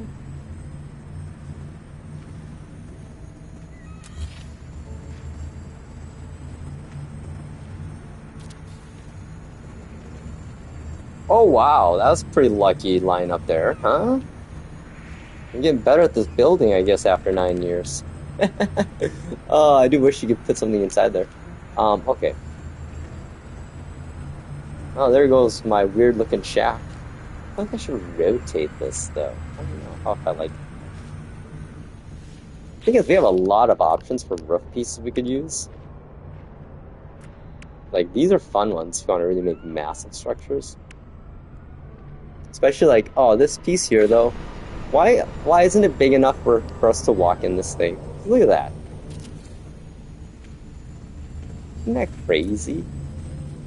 Oh man. Yeah, you're just your player is just too little too big to fit in there. Trust me. I'm gonna try. I was like, oh, I would love to make that into like a little area. Okay, so okay, I feel good. I feel good. Yeah, Geki, right? Right? I think I want to say one of us, one of us. That's how I feel like with all you in chat right now. Like, yeah, you guys are. We'd all probably get along pretty darn good in real life, I bet. Actually, we are in real life getting along, what do I say? I know, right? Just like, oh wow, it actually was right on spot the first try. That never happens. Yeah, gotta have that. That, I think, that's decent. I'm kind of tempted to keep going. Kind of my asymmetrical designs lately. I used to always be symmetrical in everything I build, but I'm like, you know what? There's beauty in chaos. And they ain't wrong. Ooh, I've never used this. You guys are going deep into the lore. Oh, hey, what is this? I feel like it's going to cause issues. Excessive. The question is, so I put a flaming barrel here, or back here? I think I see the corner for the barrel. It's too perfect, you know? I'm like, yep, this is like, yep, that's where the barrel goes.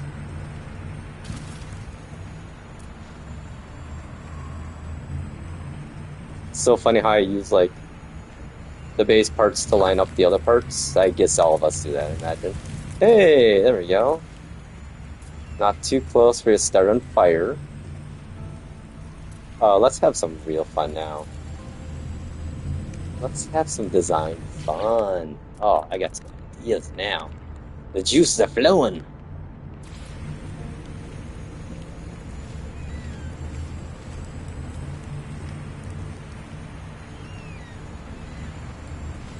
Yeah, dude knows his stuff better than I do. It's been so long since I've gone through the lore stuff, you know.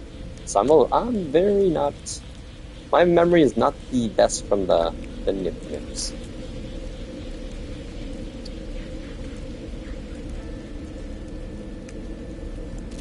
Dude, really?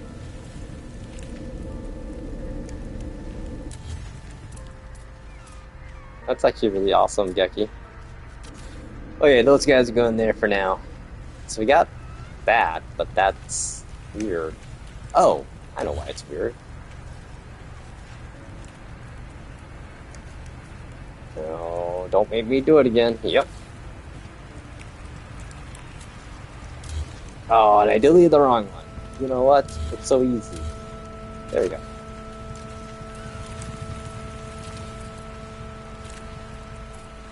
Yep, there we go. Now I get rid of this to save some parts. Oh, hey, yeah, you know what I'm talking about, right? Too close to Starship.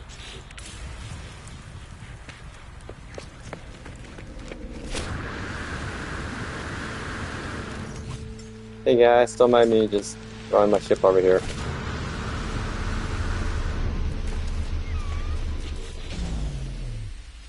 Okay, let's see now.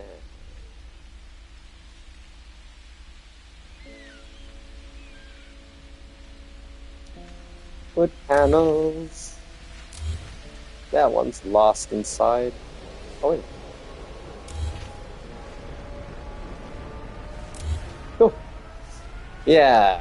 I always like to optimize so I don't the least amount of parts I can use the better. I don't know if that stairwell's gonna be optimal, but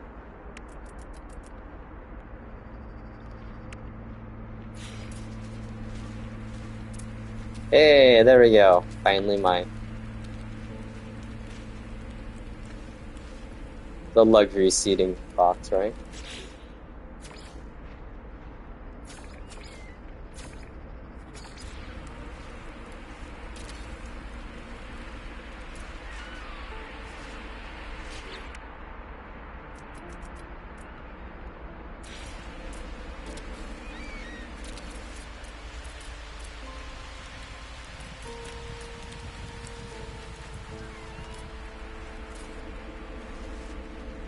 I love it. The chat is like all into the lore. That's awesome. Okay, let's see here. I feel like that's. Oh, what happened to like this piece though?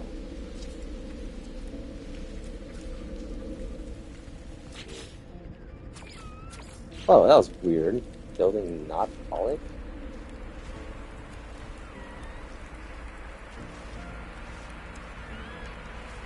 Okay, Galactic Hub decal. Why are you not letting me?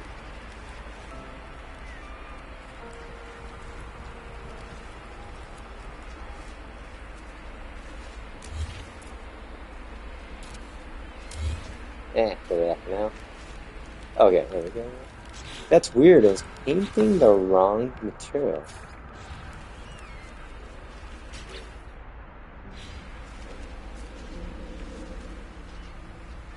one of I think looks so ugly. See, like this, yeah, look at that piece. This actually, what? Actually has colors? But then this piece is like, bleh, nothing changes. So confusing. So No Man's Sky that way. Okay, well, this was only supposed to be like a spot to sit and look at a sunset, and now look at us. These look so, oh, there we go.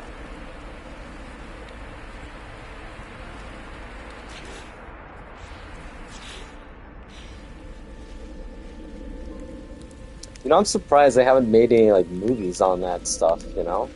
That seems like to be so much like content you could use.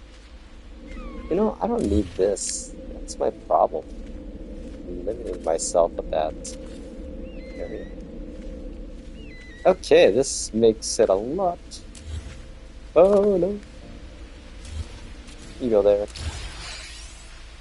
Like dude's like, what? What the hell? Where the hell did that come from? It is. Totally, dude. You know how it is. You know, train man. Yeah. You know what? Hey, look at that. The Harry Potter room. But not. The funny thing is I haven't even gotten to my nip yet. I'm in like, oh, I'm gonna get that next year. I'm like, wait a second here. I have an idea. Well, I guess I have been vaping all day on the couch here, so. What am I saying? I went to bed this morning at like 5:40 in the morning. And I woke up today at about noon.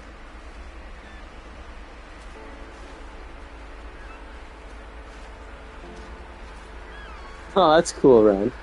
Geki. Oh my god. Wow. Yeah, you guys are dudes. Totally got the info. You guys know your shit, yo. I'm just sitting there building, don't mind me. You know, I think I'm just gonna leave this empty there. That looks good. It looks good to be born. Oh, way too much power, but hey, whatever. God, I wish we could change the color of this thing, man. Like, what am I changing colors of here? You know what I know it? Okay, you know when you change color in this thing, you know what you're changing? I'll show you. It's so silly. This part here is the only thing that changes. Oh, look at that. Oh, blue. Oh. White it is. Woody. Okay, how about Woody? Yeah, like it matters, I mean. So deceiving. And this one used to change texture, but you know, let's go gray. Solid.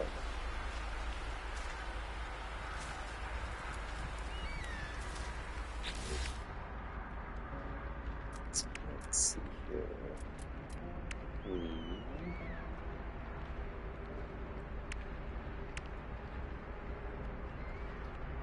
You're just landing to this. What would you want?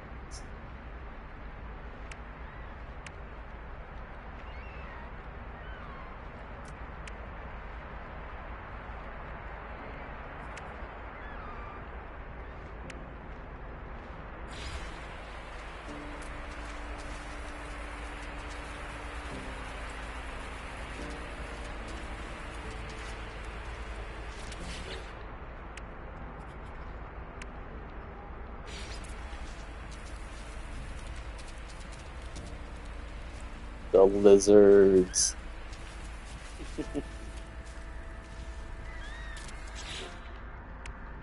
Why am I doing this? I don't know why I do this every time I do this.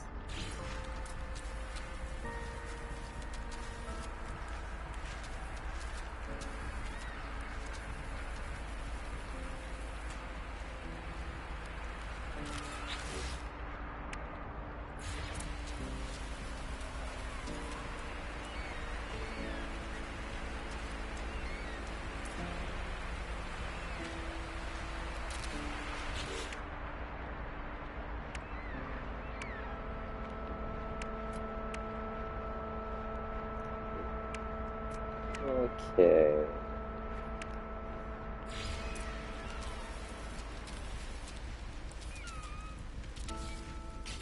There we go. It's a few things there. Oh, put a chair maybe there too. Put a chair like this so you can look at your ship. And just to fill it up for fun, I'll navigation will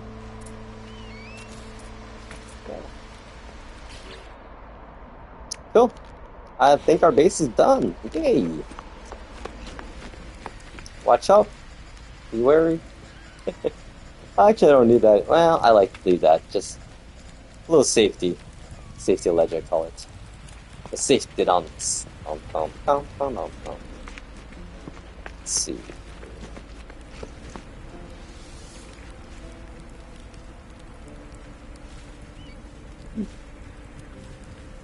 Not bad. It's a nice view one night for that. Oh, I know what to do. You know, we don't need the parts. No problem.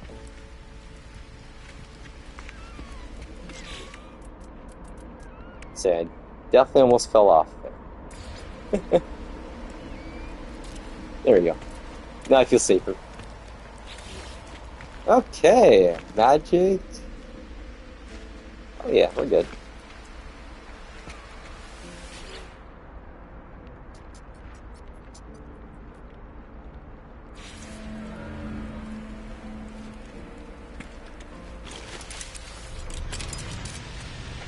Cool.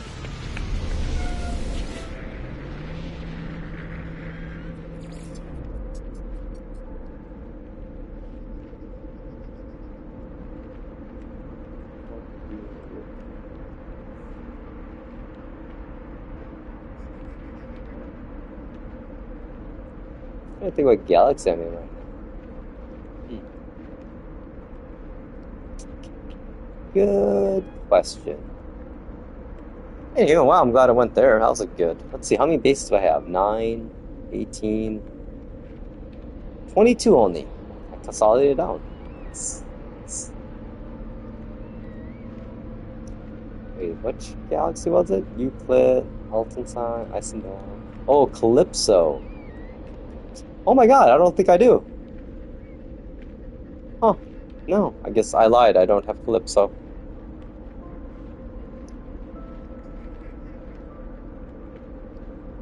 Thought I did. I haven't been here in a while. Let's see what's going on.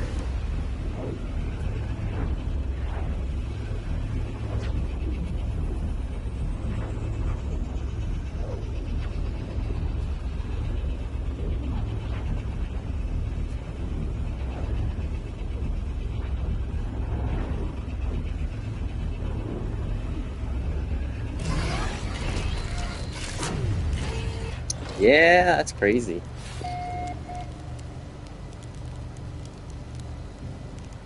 Okay. Oh, where the heck am I at? This looks like hell, yo. Like, whoa.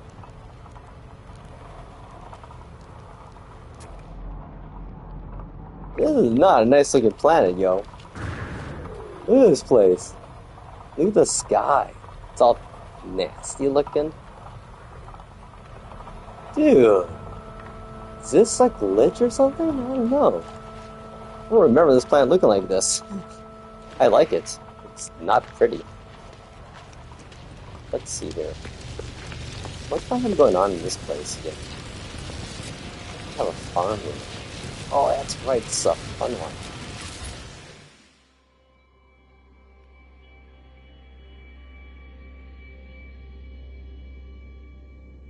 Oh, baby farm. Okay.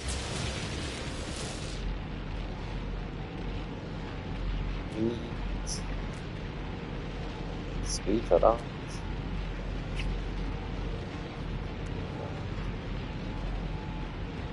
Ah, Hexberry. You know, I need Hexberry actually.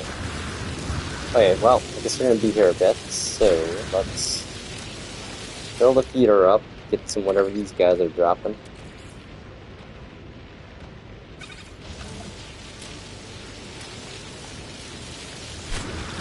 Oh, this is like a crazy anomaly planet too. I love these. Wait, is this like...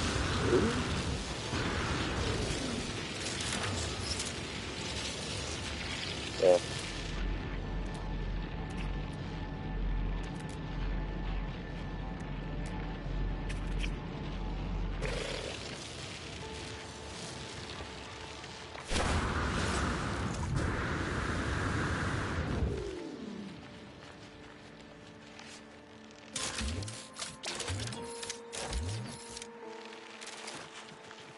Yeah, this is a pretty cool planet, actually.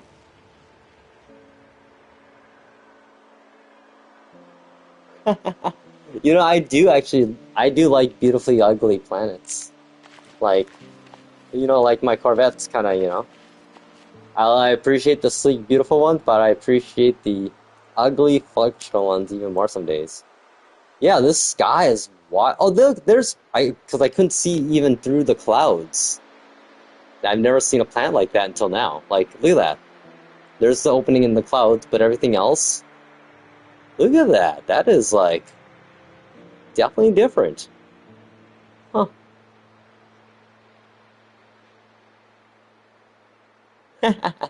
I hear ya, man. I hear ya. Yeah, well, even, you know, the way we make it look, all of us playing forever, we make it look like it's easy to find these beautiful planets because we have them all, these bases are, all the bases we have are usually on them. But the reality is, to find Planet Blue Awesome, I probably spent 2 hours, 3 hours in game not finding anything. Oh yeah, here you go, guys. These are glyphs here. See the glyphs? I'm in Hilbert just to warn you here. But yeah, this is like a beautiful, like, I mean, just think of that. I mean, the fact that there's literally one hole in the sky to see to space, and the rest is just thick clouds, and then over there. Huh, crazy. Oh yeah, I gotta get the. Let's see here.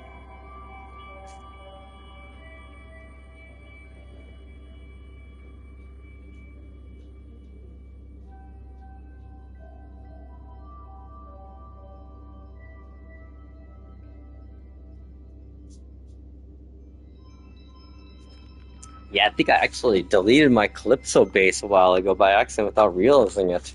Because I had one, and I think I had it towards the center of the galaxy, so. Well, that was fun. Oh, nice, dude.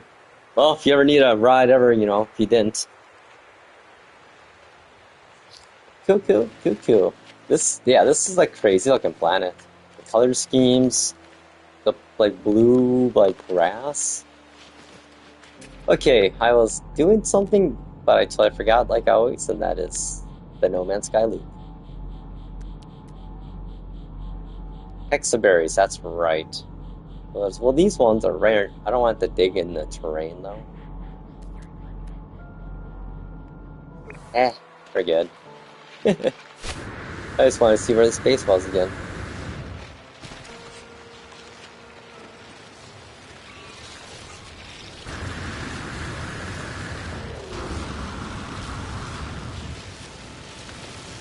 Oh, and I want to see what they produce here. You know, dudes. What's up, guys? Berries. Never mind. There's my berries. Perfect. There's my hexaberries. Oh, actually, I need these.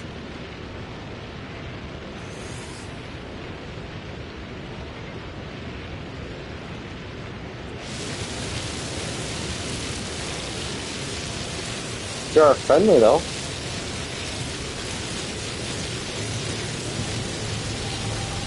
If I stand here.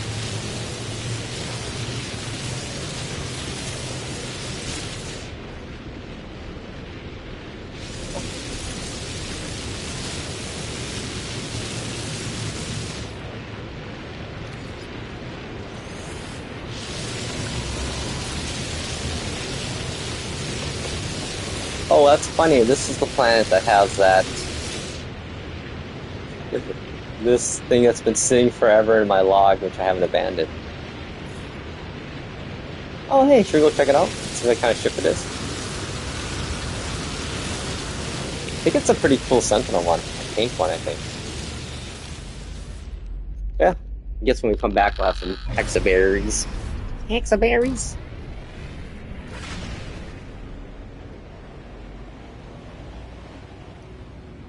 Yeah, that's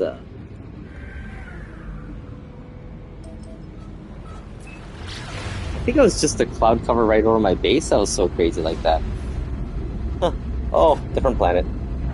Star bulb. Yeah, star bulb. That's the. If you see a planet with star bulb, it's gonna be decent. Doesn't mean there might be storms though, but it should be pretty decent otherwise.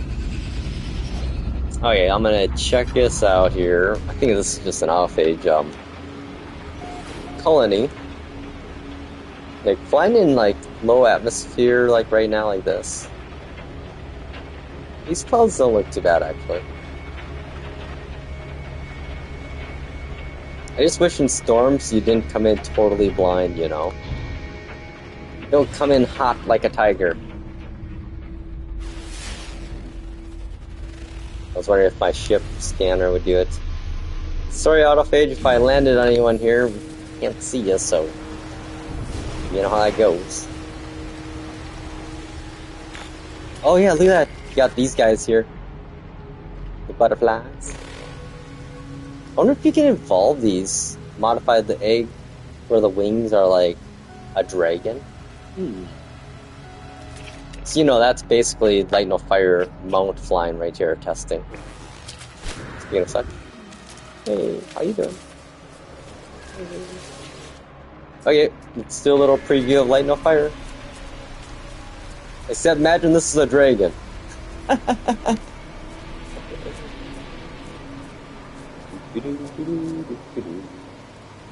Let's go fly around the planet on this. It's kind of nice though when you're on your like a creature like this, the environmental hazard doesn't affect you. Or does it? Oh, I lied, it does. My bad.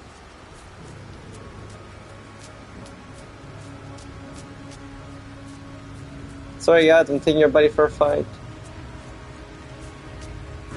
Yeah, crazy AU. I guess I could always bring out me and Wormy. Where you at, Wormy? There's my Wormy!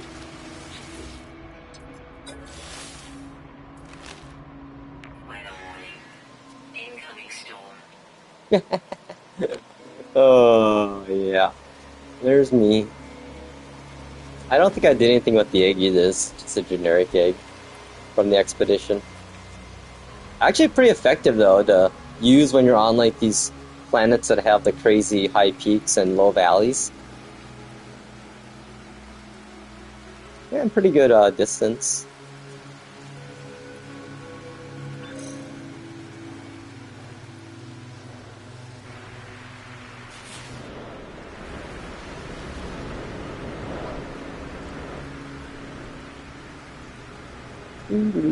Just ride on my flying worm, don't mind me. Ah, thanks, buddy.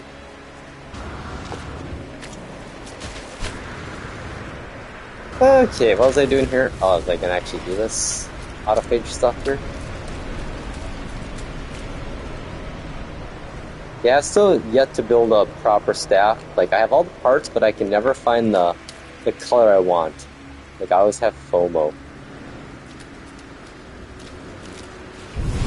There we go.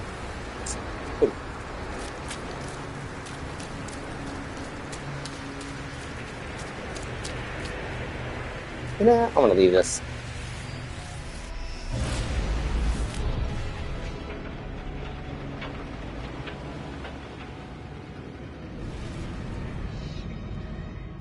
Oh, a lot more clear up here.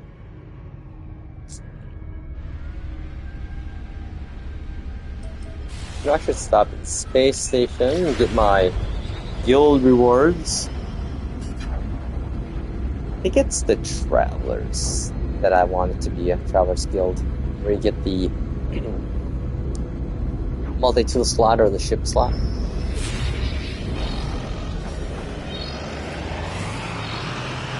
Whoa. Whatever, authorities.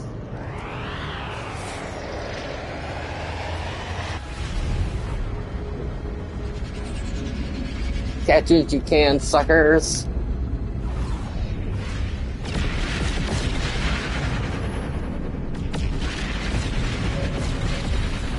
Oh man, I gotta turn off the green starship trails. Well, you know, it kind of seems fitting, since it's a pale yellow.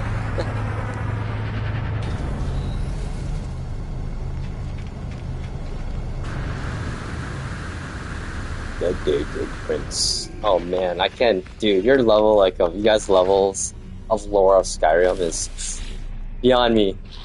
Like, I was looking at my game save for Skyrim I had like 135 hours in it. I'm like, dang.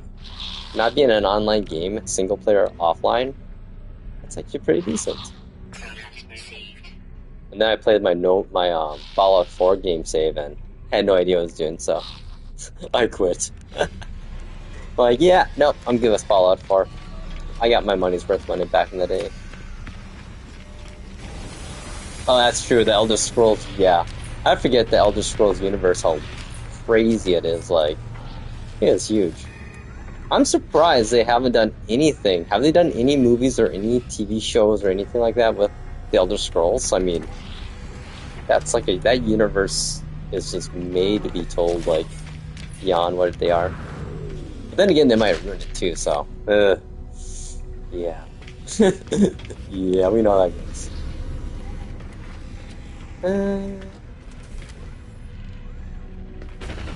I'm pretty good in this universe.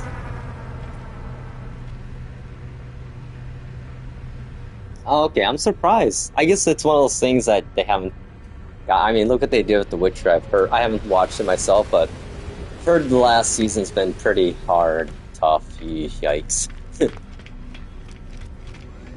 I just wish, like, if you're gonna direct a damn video game to movie, TV adaptation, you better have played the goddamn game, please.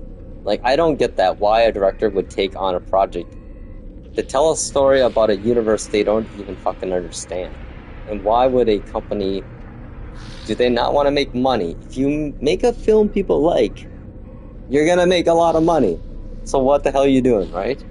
The source material is there, the fandom's there, like a Geki. I mean, you could hire Geki and to do all the goddamn, you could do the script probably, dude. Or craft at least the overview of world. I get so disappointed in, like, big corporations because they're just big idiots anymore. That's all there is. I've realized now, like, the big companies aren't that much, they don't own innovation anymore. They just bought all the innovation previously, and now that they bought everything and killed all the research and R&D departments within those companies, they're running out of ideas. You can tell the way the world's repeating itself all over. Like, Disney is creatively bankrupt and, like, they got nothing. I can't name a single good Disney movie that's came out in the last 10 years that was original. Please, someone prove me wrong. They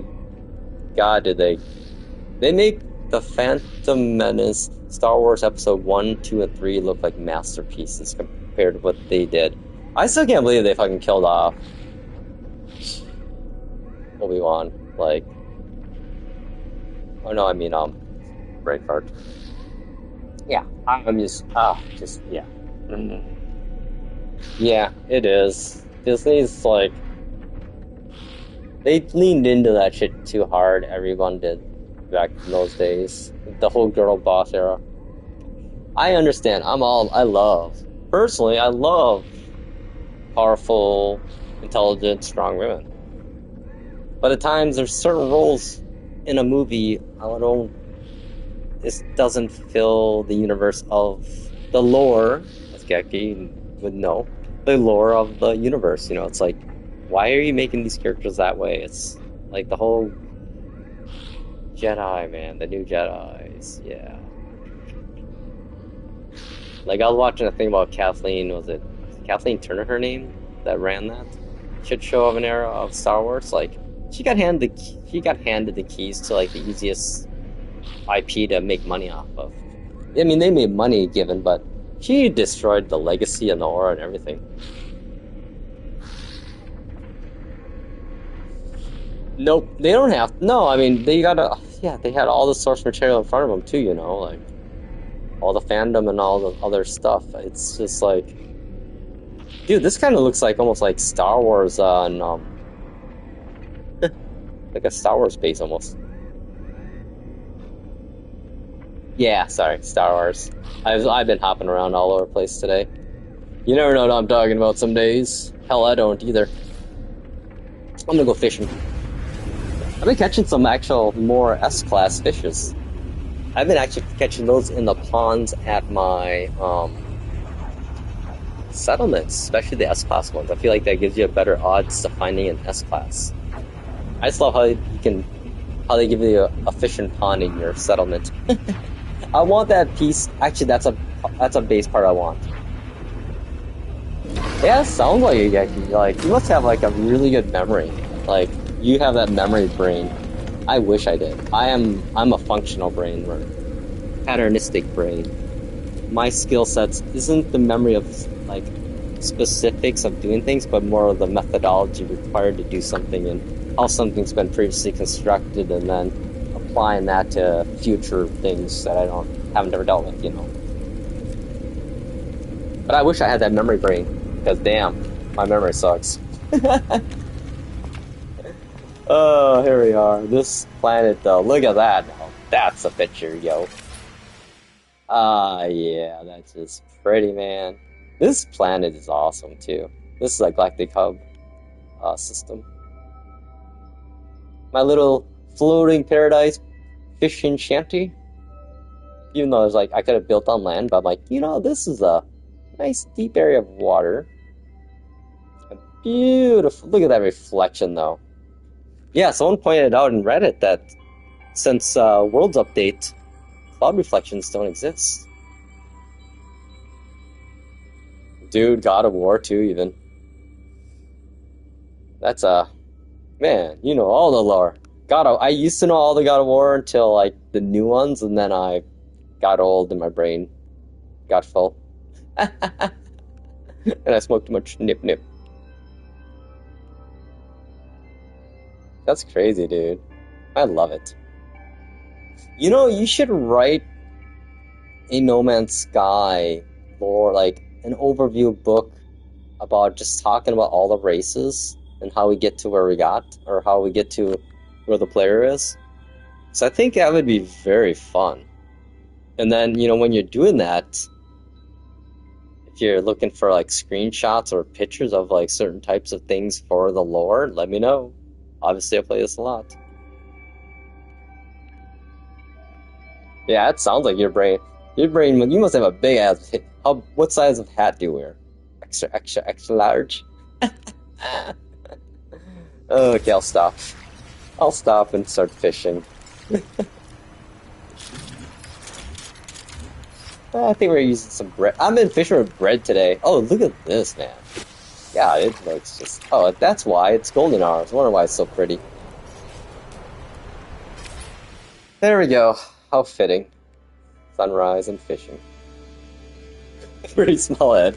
Yeah, you know, it's just very dense in a good way. Oh, I'm gonna move the sun. I'm cheating. I'm gonna put the sun over here, but it's the same time of day. So it really happened.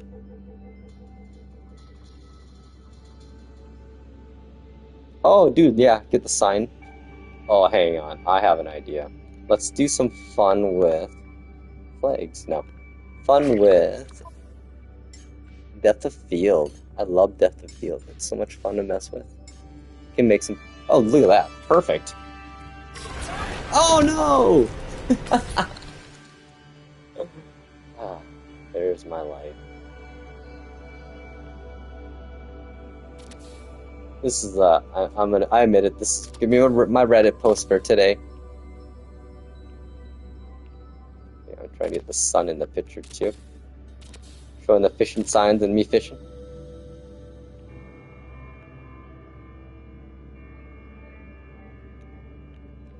Okay, let's do some stuff here. Macro, focal points. Let's get a little bit. Crystal. Oh no, too much range. I want narrow range. There we go. Okay. Oh god, I keep hitting circle. Oh my god, this is gonna take me forever.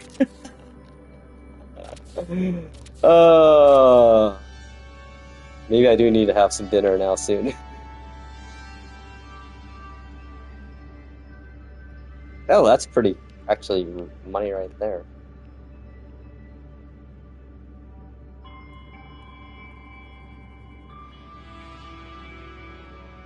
There we go. Okay, back to fishing. Oh, hang on. Hey Siri, evening. I just looked around and realized it's completely dark in my condo. Like, wait a second, what am I doing here? Come on, baby, give me a S-class fishy. I think I got one of those already. It'd probably help if I used something besides bread. I don't know why I made a bunch of bread recently. I realized you can't combine bread with anything. I looked it up. All you can use bread for is to eat, put in your ingester or sell. I assumed you'd make like sandwiches out of it, you know, right? Oh, look at that reflection, man. That is spectacular. I picked a good spot.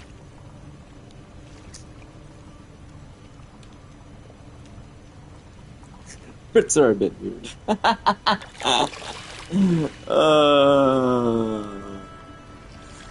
Sorry. Oh, I totally was not paying attention.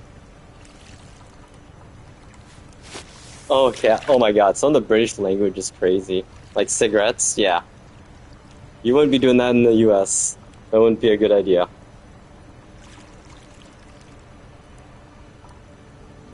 I guess they're anywhere else besides... I like Australia, though. I love Australian accents. And British accents, too, honestly. Oh, and Irish accents, too. Oh, my God. Europeans, everyone else but the US has crazy awesome accents.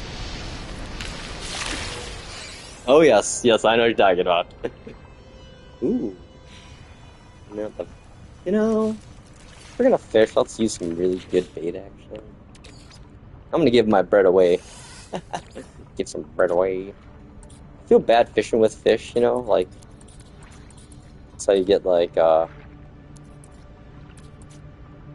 things. Oh, hang on, I know what the problem is. Which ship do I have my bait in? Is it the looks like it's oh geez. I think I put in my map here. Mahala.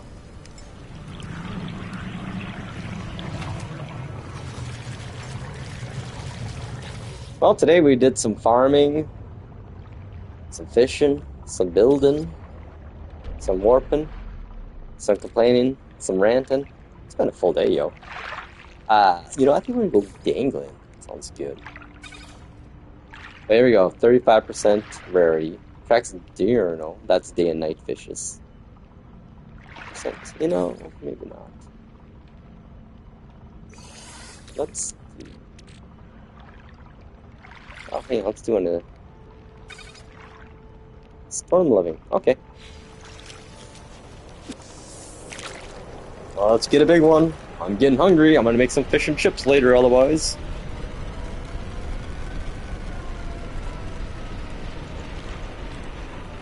Oh, it's funny, like, my chat's, like, censoring stuff, guys. Sorry. YouTube, you know me.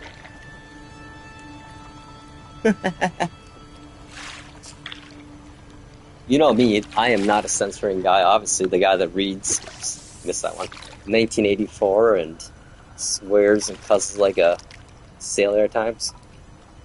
I guess I do mark all my videos as not meant for kids, so I don't like censor them for 18 above. I did that for a bit. I'm like, you know, I just want to not have it show up in YouTube Kids or anything. That's all. And that was me. Hey, look at that. It's my first one of those. So like this stuff, you know, I'm doing right now, the normal people playing this for the game for the first time, this is like stupid things like they probably wouldn't bother with, but for like an end game player, this is another fun thing just to have things to try to tick off your list, you know, like I'm trying to catch all the fish eventually here. Still about less than halfway through making every food type. Nope, I got a couple of those actually. Those are always fun. That's quite a fun moment actually, that one. Turtle, oh, I have so many turtles. Sorry, turtle. Oh wow, it's a really big one. Holy shit. And a big old turtle. I think we'll hop back to my settlements after this. I'm gonna keep upgrading those buildings on my other two. I really want to see what the fully decked out ones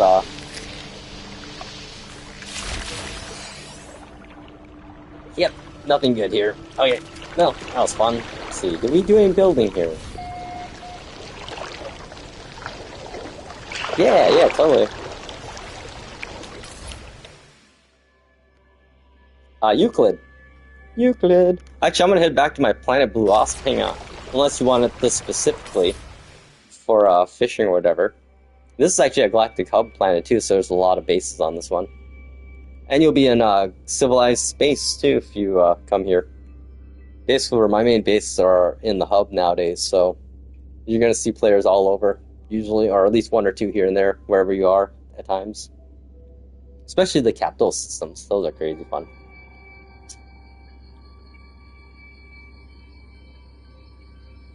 I'm gonna reset my camera settings while we're here.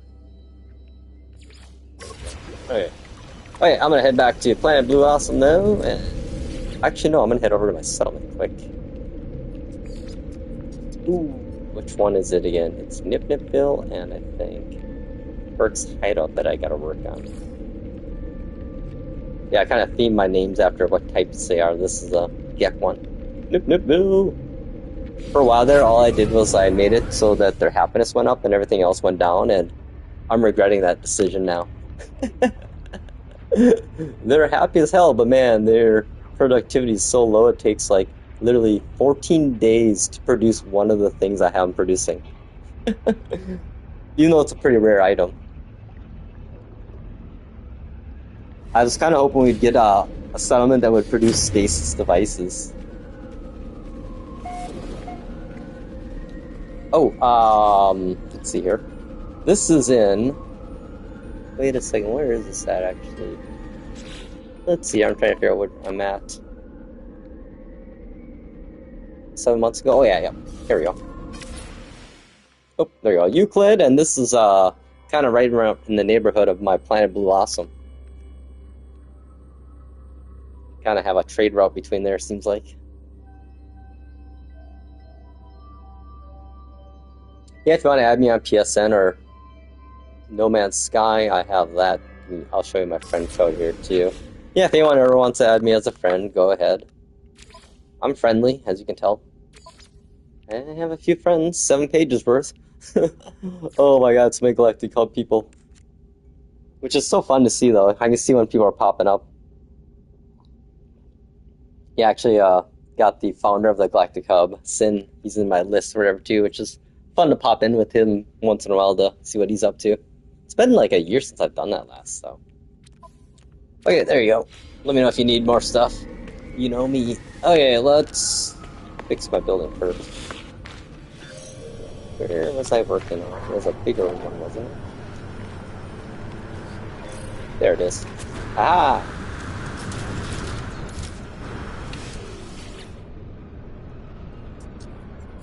Ooh, we got some patio now. Woohoo! You know, it's funny, I don't think I have resources for one of these things I need to upgrade. I've been neglecting this one. Uh-oh, Yaki incoming! Oh boy. I always love seeing people's ships when they come in. I'm gonna go up on the tower here.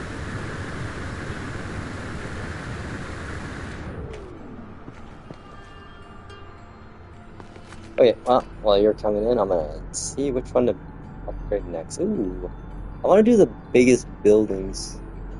It's my trade center. It's an S class. How about this one? S. S. C. C. C. C. B. Of course, the wireless distribution hub. Nice. This thing has like 3 marketplaces. Ooh, I'll take your Corvette. You know me, I'm a big fan of Corvettes. I love seeing people's Corvettes. Show me what you got. Okay, I am going to upgrade, it looks like, the barn. That way we get the blowing above it too.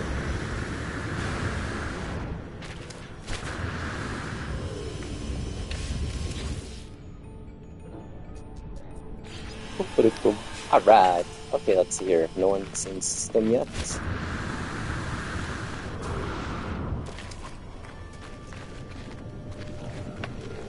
Oh my god, I always go around the building at least once.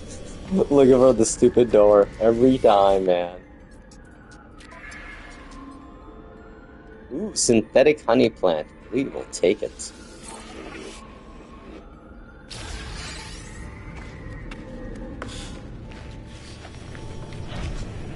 And we'll hang on top of my Corvette here.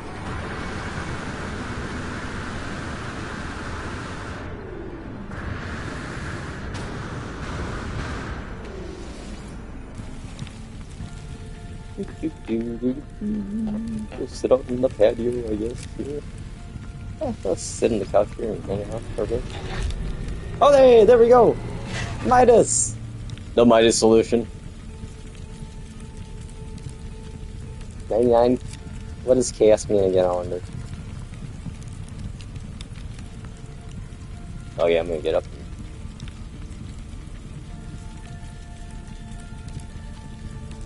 Oh, coming in hot, as the tiger would say.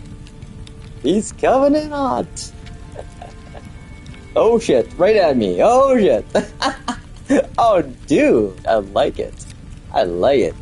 I have yet to use those parts actually, making that. God, you know, it's the whole thing with the parts factor. Dude, that's sweet. I love it. Thumbs up. Thumbs up. Yeah, say if you wanna ride over to Planet Blue Awesome, you can hop on my Corvette here, and I'll head over there next.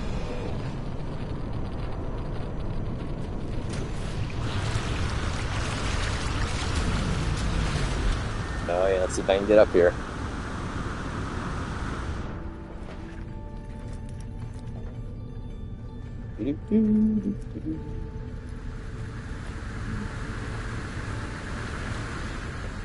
I hear a jetpack. Hey, there you are! Hello, friend! Oops, sorry, I hope I didn't. Oh no! Like, did I knock you off by accident? Bye! He's like, I'm out of here. Screw this dude.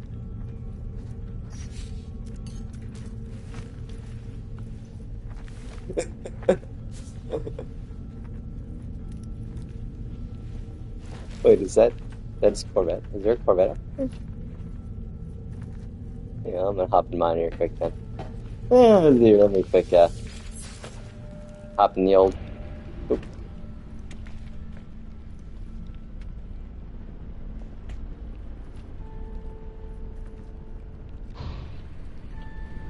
Oh wait, we got people on board?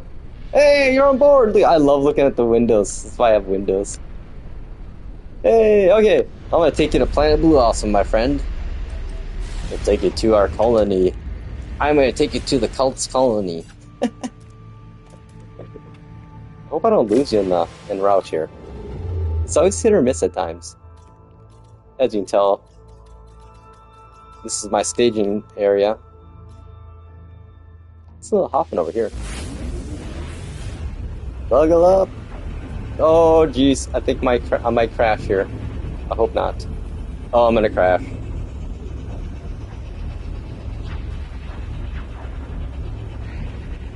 Maybe not? Come on, survive it. Oh no, never mind. We might make it. I hope I didn't lose you. Midas. Are you really? Are you warping with me though? Oh, that's awesome. I hope you make it.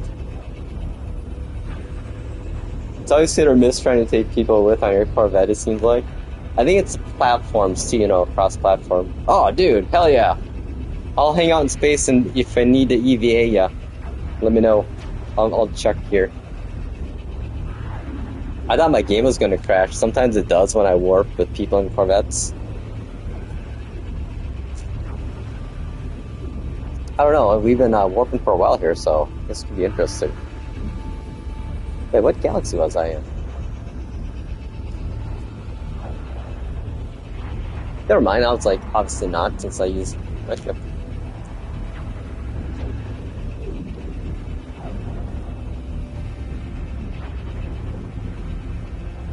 Uh-oh, so I think we got stuck in warp. Are you really? Oh, I'm still in the warping screen, dude. So something's going on with my game right now, I think. Did you make it to the Baccaris, I think it is? I think that's the name of the system, Baccaris Hub or something.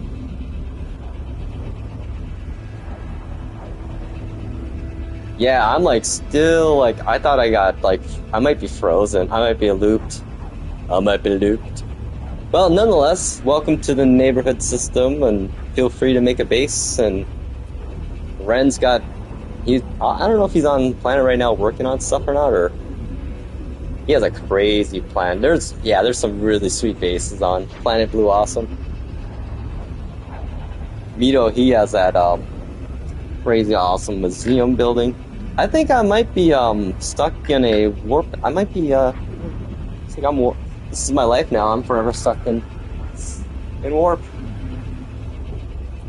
I'm just hanging out in hyperspace. Don't mind me. Insert the David Bowie music video. Woo-woo. I'm gonna play this out though. See how long. If I just stay doing this for like the next 20 minutes.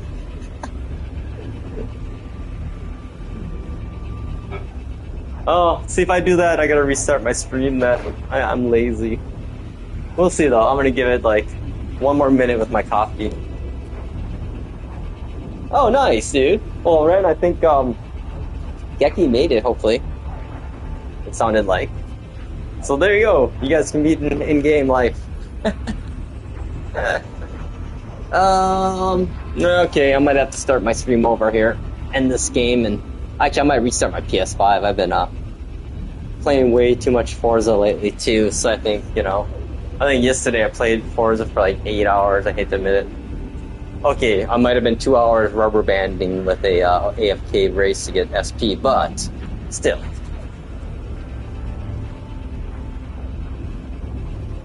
Okay, alright y'all, I'm gonna be back in a second here, new stream. Looks like I'm kinda frozen. Alright, I'll see y'all in a bit. Wait, maybe, no, is it working? Yeah, no.